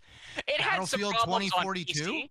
Battlefield 2042 was awful. Oh, that's a bad one. It Takes Two was fairly good. But now, could we say, like, because we all know Vince Impala was responsible for the Star Wars game, and then they borrowed Vince to go fix 2042. Is this a result of EA stretching Vince Impala too thin to be able to make sure that he was able to get this game across the finish line in the quality that he normally aims for? I'm gonna go with no, only because we know this game was originally targeting a 2022 launch. Then when it was announced and that internally it was delayed and it was moved to March of 2023 and then delayed for like 6 weeks for polish is what they told us. And that polish didn't do shit. Well, I'm actually dude, could you I was gonna say, could you imagine what that game would have looked like 6 weeks earlier? Right. But my problem is they are selling it with a performance mode. They are selling it with a quality mode. Both of them have quality less problems, but they both have problems. And we don't know. This actually might have impacted sales across the board. It definitely impacted PC sales. You can see it. We can kind of track how many copies have been sold on Steam.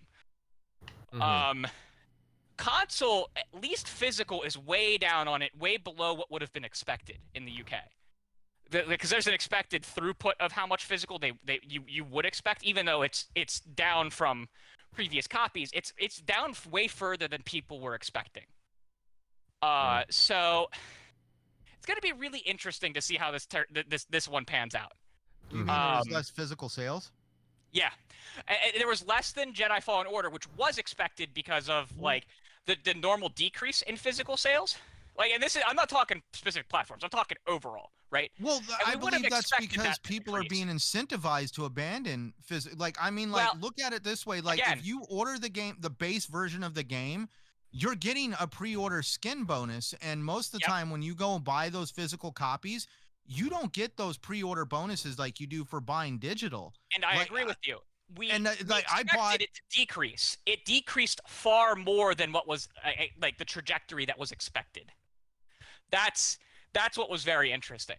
Was that it was because digital keeps increasing and physical keeps declining, but the rate at which this declined was unexpected, especially for a Star Wars game.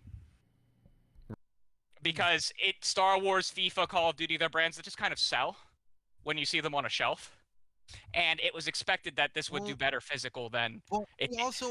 we are also dealing with a situation in the world where gas prices Right. are completely a shit show, Yep. and the logistics on delivering a physical product right now are pretty difficult. And so when you have that avenue of like, I can just deliver this digitally and I don't gotta have this huge throughput of physical products, you are probably going to choose to do that. I agree. It's just that from what was expected, it did less. And that was really interesting. This will still be the biggest game of this month, almost for certain. Like, we'll say May, because it came out like right at the end of I April. would be actually curious to see it compared to Hogwarts Legacy. Yeah. We're talking about the Star Wars franchise versus the Wizarding World franchise, and we kind of have some good numbers on how well Hogwarts Legacy did. I would like to see those numbers compared to Hogwarts Legacy, and because honestly, I'm also feeling like maybe this is partially Disney's fault on the sales for Star Wars, because I mean, like, literally, they're oversaturating the market with Star Wars right now, and I feel like it's the same situation that's going on with Marvel. Is that golden era of Star Wars and that golden era of Marvel that ship has sailed, and now it's like, oh man, another Star Wars title or another Marvel movie, and it just does feel like that maybe Disney has created the fall off on their own. Now, don't forget that the last Harry Potter game was on 360 and PS3, and there's been about like 15 different Star Wars games since then. I mean, unless you want to count Lego Harry Potter.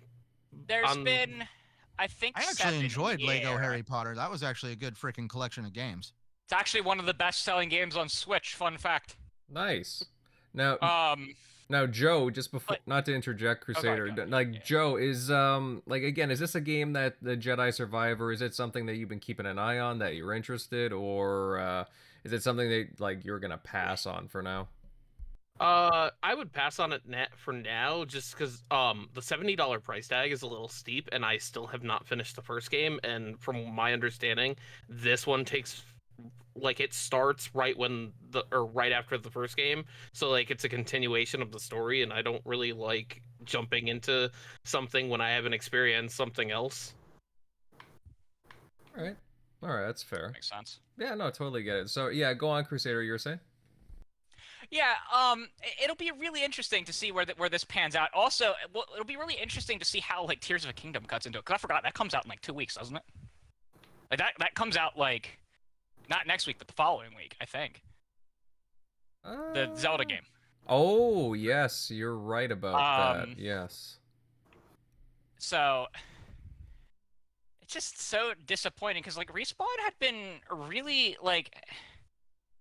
it was just kind of shocking that with Respawn's recent prestige that this is what got released, because it is a phenomenal game underneath all the nonsense. Right.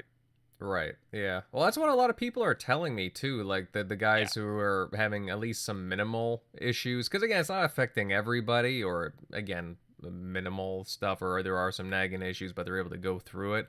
And it does look pretty good. I've been seeing people post some screenshots and gameplay, and honestly, I'm glad people are having fun with it. It just sucks that, again, we're in the situation we're in with, again, with the people who are affected or can't even run the bloody game on PC. So, it sucks. It sucks for everybody.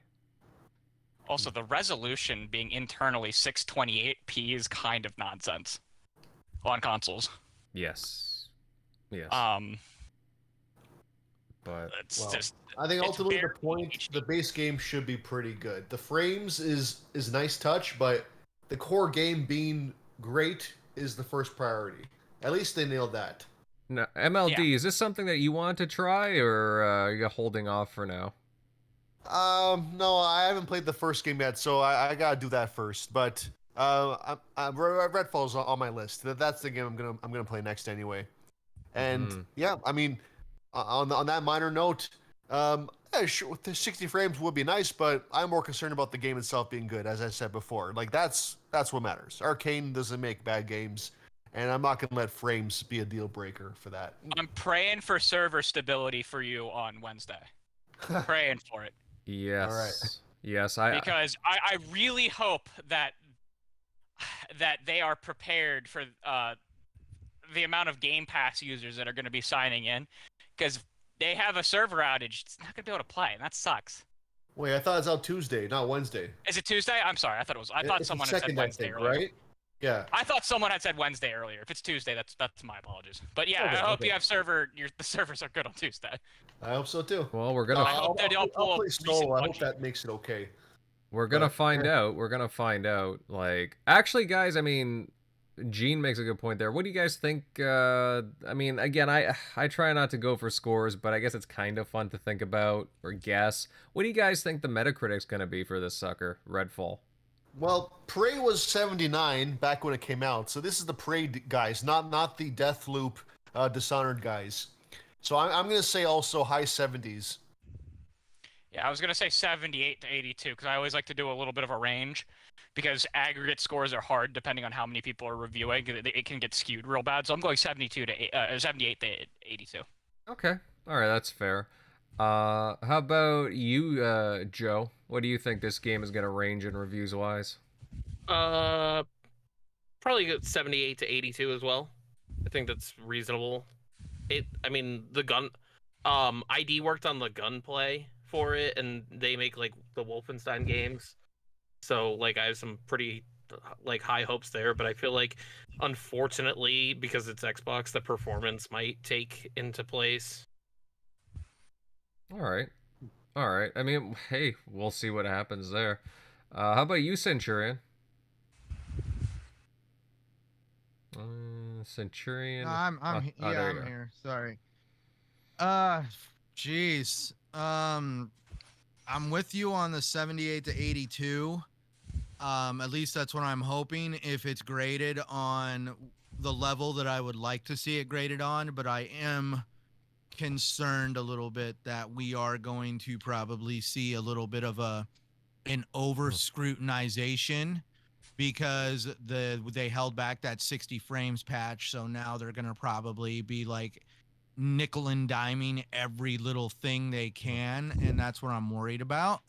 And I do wonder how much the not always online, but the whole like weird co-op thing where like you don't make progress if you're not the host. I do wonder if that'll also weigh in, because that's just really weird for a co-op game. I would agree, but I'm looking forward to like how they're gonna just be like, oh right, well, what can we do to make sure scores are gonna kind of suck? Oh, let's get that one guy Jim that completely hates games like this and make him review it. And I already see some. I normally don't play games like this. I prefer playing Sims or World at War, whatever. But today I'm gonna play Redfall. Oh God, here we go. I am also curious to see, because we know Tears of a Kingdom reviews are out there right now. I know for a fact Gene Park has it. The Washington Post. No, is it Washington Post? Guys. Anyways, Gene Park's a wonderful guy. I know he's reviewing Tears of a Kingdom right now, because he's been talking about how it's like sad that like when you're reviewing a game, like you can't talk about it with things and like discover things like with the community and stuff like that.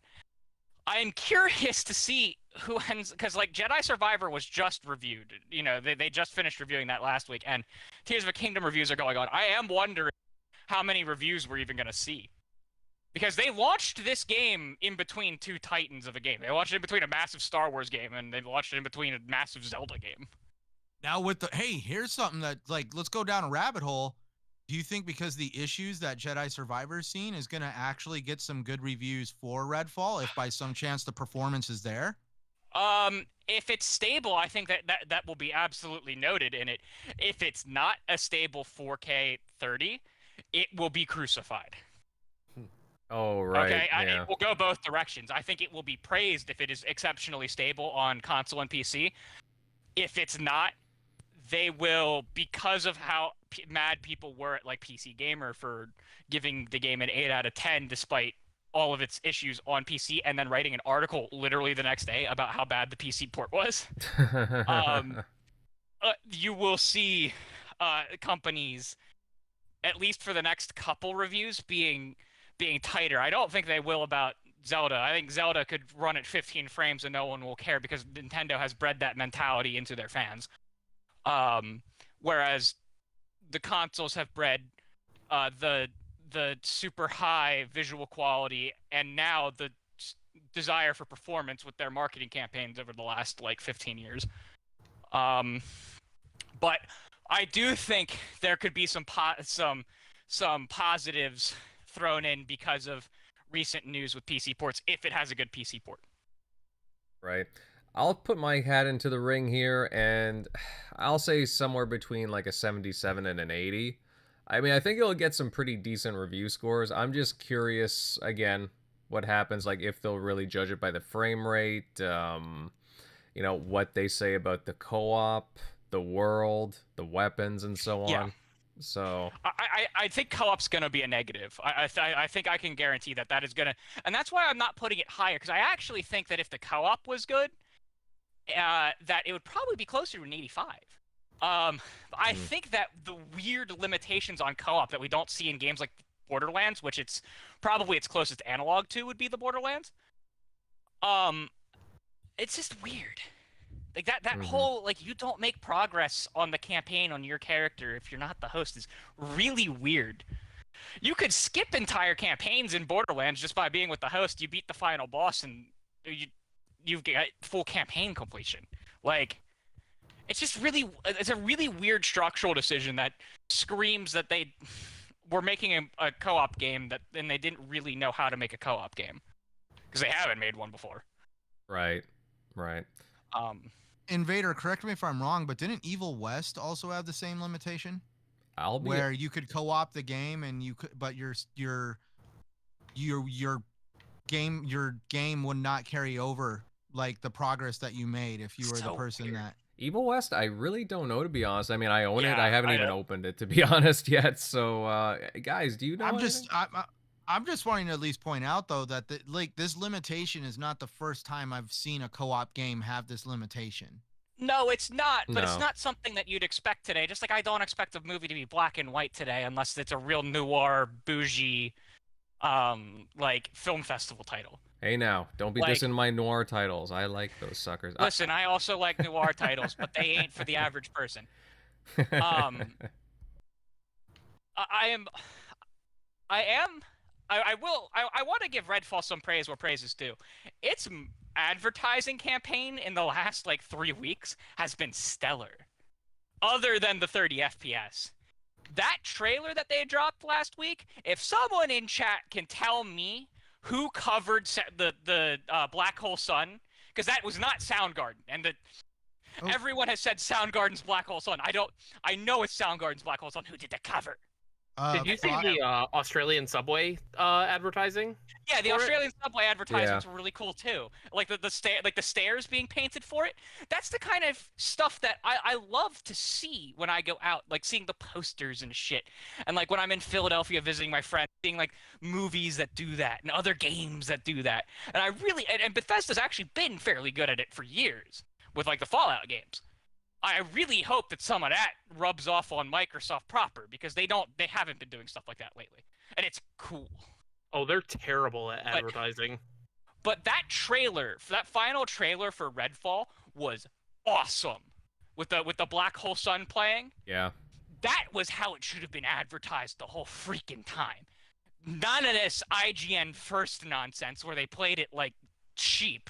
I don't know why anyone goes with IGN first for having their games played. It's an FPS. It's not that hard to pick up and figure out how to play. Guy acted like it felt like he wasn't even playing. If I could be part of the team at Microsoft that involved marketing, the minutes the 3 letters IGN would come up, I'd be like, no. They have totally ruined their chances at supporting this company with everything they have done. Again, you're talking about they can take a back seat. You're talking about like They are very good at interviews, especially when they do like the podcast style interviews. Very good, but their gameplay, like first impressions, are terrible. Well, they're terrible. That's why they need to get gaming podcasters to do it. You know, they're usually like what 4 to 5 people. Why not? Right? Why not? It's like GameSpot does it really well. I don't like GameSpot as a company, but when they do first impressions, they're generally really good. So what's the GameStop one? Game Informer. Game Informer's first impressions are generally pretty good. I don't understand how IGN reviewers were playing like that, and I don't understand how Microsoft greenlit that as something that was okay to release. So this is something that Jeremy Pittner on ACG's podcast brought up, and he actually had a member of the gaming community, of the gaming media journalist community, actually talking to him, and the guy had been in the industry for a while, and he actually said that there's a fundamental flaw in gaming journalism, and it's the fact that they refuse to bring in a lot of new blood into the industry. And the only way to really get into gaming journalism is you got to know somebody. Yeah. And that's where he pointed out, like, he's like, that's why you see like very little flexibility when it comes to people that are passionate about games, playing them, or the right person for the right game. And it's purely because like they have like locked down the entry into that ecosystem so hard that you literally have to know somebody in gaming journalism to even get your foot in the door. And I feel like that's why I gave up on gaming journalism a long time ago. That's why I prefer to listen to the YouTube content creators and people on Twitter and social media, because you get a much more broad take of what a game is. Like, I mean, like, look at ACG. ACG was the first guy to come out on social media to talk about problems with Jedi Survivor, which is why I always celebrate and support his content.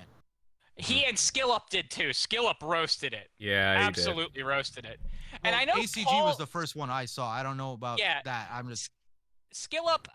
ACG talked about it like more detailed first. SkillUp said that like to be prepared for it in his review, that there was performance issues. He didn't go into detail. ACG was the first one to go into big detail that I saw. I know, like, even Paul Tazzi was like, I got a review copy for PC. I played like 20 minutes of it and just decided I was going to wait and play it on console because it was terrible. Dude, I was floored when he didn't release a review for it. I was floored when ACG came out and said that he literally had not seen a game released for review in a state that like this since Days Gone. I was like, oh, damn. It was compared to Days Gone. That ain't good. I would probably go further back, personally, and I would say it's probably as bad as... was it Arkham Knight or Arkham City? Which was the awful one on PC? I think it was Knight. Was it Knight? I think Knight. I thought it was City. The one with the one where you drive the Batmobile. I don't know. It was Knight? Okay. I don't personally... I don't know, because I was, like, in high school then. But like that, watching like documentaries on how bad that was like the first game that had a massive refund campaign where Steam had to refund people. We've seen it multiple times since then, but it's that bad on PC. Like it's abysmal. And I don't see, you know, I thought it was crazy when he compared it to Days Gone. Jedi Survivor, we're not like, I don't know, we brought up Redfall, but going back to Jedi Survivor. But that's where I thought it was crazy. He brought up Days Gone because I remember all the issues, and we're not talking about frame issues. We're talking about like animations not working right. The guy driving on an invisible motorcycle, and just like the game fundamentally, the mechanics were like screwed. You know, I'll take it back. I don't think it's as broken as the ports, the HD remasters of the Grand Theft Auto games that just came out. Yeah, that was... Those were bad. Yeah, but there's so many bloody AAA games that are coming out in such a poor state nowadays. Yeah. It is a more recent post-COVID trend that you would have thought would have ended by now. Because not just, like, are things like... relatively speaking, in development cycles, backish to normal. But, like, there have been so many, like, failures to launch because of, like, bad decisions of, like, releasing the game. Like, Cyberpunk getting removed from PlayStation and having to have a thing saying, like, game quality poor or whatever they put on it on the Microsoft Store, right? Like... So I'm going to go down on saying that I'm completely leery of any game title that was developed during the COVID-19 situation. That's fair. Like, I mean, I'm leery because I'm going to say it right now. I'm not saying it was remote work is what caused this. I'm not going to diss people for being able to do a job at home that they can do in a cubicle in an office building. I'm just saying the growing pains of learning how to migrate people from working in the office to home and giving them server access. And I'm going to tell you right now, there's just some managers that cannot manage themselves out of a wet paper bag, let alone be able to conduct people remotely. And that's where I really do feel that a lot of the kinks have been ironed out now. But those first few years of learning to deal with that, I'm going to be leery of any game that had a development cycle in that amount of time. Yeah, that's fair. That's fair. And both these games, like this and Redfall, I have the exact same principle as to why I'm waiting to play them. Even if it's a good game at launch, it will be a better game when it's either fixed or has the additional features. Like, it will just be a better experience for me as a player. So why would I rush in now? Yeah, that's understandable. Right? That's understandable, right? And I have so many games to play. Like, Jedi Survivor is asking for 60 of my dollars, and I'm saying 60 because I have Game Pass Ultimate. It is $62. Buy it digitally, you get the play a discount. It's just, you know, this is why I'm waiting. I really do hope Redfall comes out without a bloody problem. Right. For reviewers, because if it does, it can get past the 60 FPS. If it doesn't, it will get double crucified. I'm very curious about Redfall, and I will be playing it regardless. But hey, we shall see. Guys, I'm going to start rounding out the Jedi Survivor topic. But what I will say is that, again, like, there have been people that, again, have been enjoying the game. I just hope that the developer and publisher really do help clean up this title and get it to the performance that, again, people deserve, and especially on PC where people can actually play it. Just, again, sad because, it's a game that a lot of people were looking forward to. So, and it is a pretty high-profile title, so they better get on that. Any closing comments from anybody before we start doing the outros? Yes, no? All right. Perfect. All right. I think with all that covered, guys, we'll start sunsetting tonight's show. We went over quite a bit, actually, a lot more than I thought, including UK regulators going against the Microsoft Activision deal. As well, we covered a bit of that Benedict Fox game. Crusader did a lovely discussion on it since he beat it. As well as a Star Wars Jedi Survivor getting a bunch of various issues at launch. Again, I hope they get corrected soon. Absolutely love the chat tonight, all the chat between all the panel members tonight. And I gotta say, another killer crowd in the chat. And if you guys enjoyed our banter tonight, then please smash the like button, share this episode out across social media, and sub to the channel if you're new. Next, we'll move over to the panel outros. And of course, we'll start with our guest, Mr. CoolKidJoe. Joe, it was really nice having you on the show tonight. Thank you for your unique perspective. It was a fun chat. Where can everybody follow you at? So on Twitter, I am at CoolKidJoe, XBL. All right. And, that's the only social media I really use, honestly. What, no OnlyFans account? Come on. No. We can't sell feet pics, man. I don't know. My brother, I was drinking. I don't know. You haven't seen MLD's feet. Come on now. It's going to be a hard pass there, bub. Teasing. But no, man, it was great having you here. Great having you here. We hope to have you back sometime soon.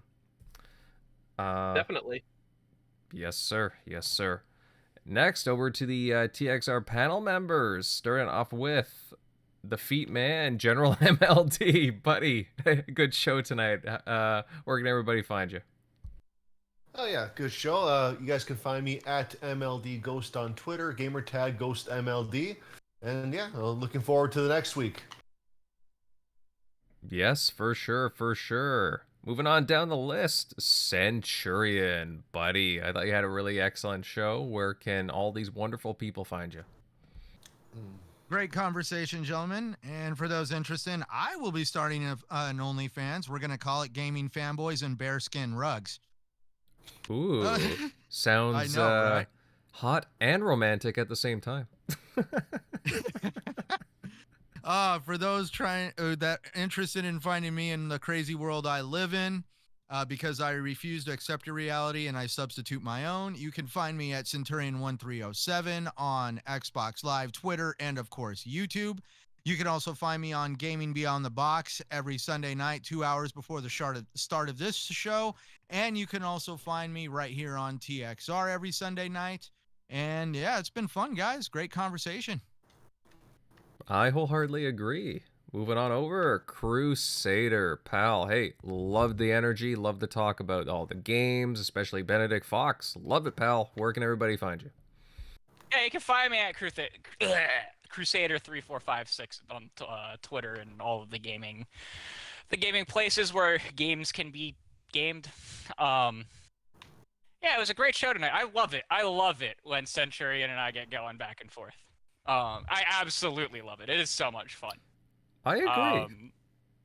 It is so much fun to go back and forth because it is, at the end of the day, it's a back and forth where you know the other person ain't actually mad at you, even if like you get a little hyper. You know it's all like it's all just good debate. It's all just and entertainment. Yeah. It's all just friendly stuff, whatever, right? Yeah. Exactly. And that's what I guess what people tune in for, obviously. Well, and that's the big thing with our show, right? We all have different opinions, and all of us would rather everyone share their actual opinion rather than just go around like a mindless drone. And it is so much fun that this show does that. I do genuinely love that. That, like, you know, there's some people on this that are super, they don't care about the Redfall stuff, and then there's people like me who do, and but we all don't care. We all come here to talk, and I love that. And that's why I love this show. Nobody wants a podcast that sounds like the seagulls from Finding Nemo. Yes. Mine. Well, again, I like a show that, again, has the different perspectives, and that even though it is an Xbox-centric show, that we can, again, have a proper conversation with all having the same opinion, right? Otherwise, it just gets kind of boring. So, yeah. No, again, I really do appreciate everybody on the panel.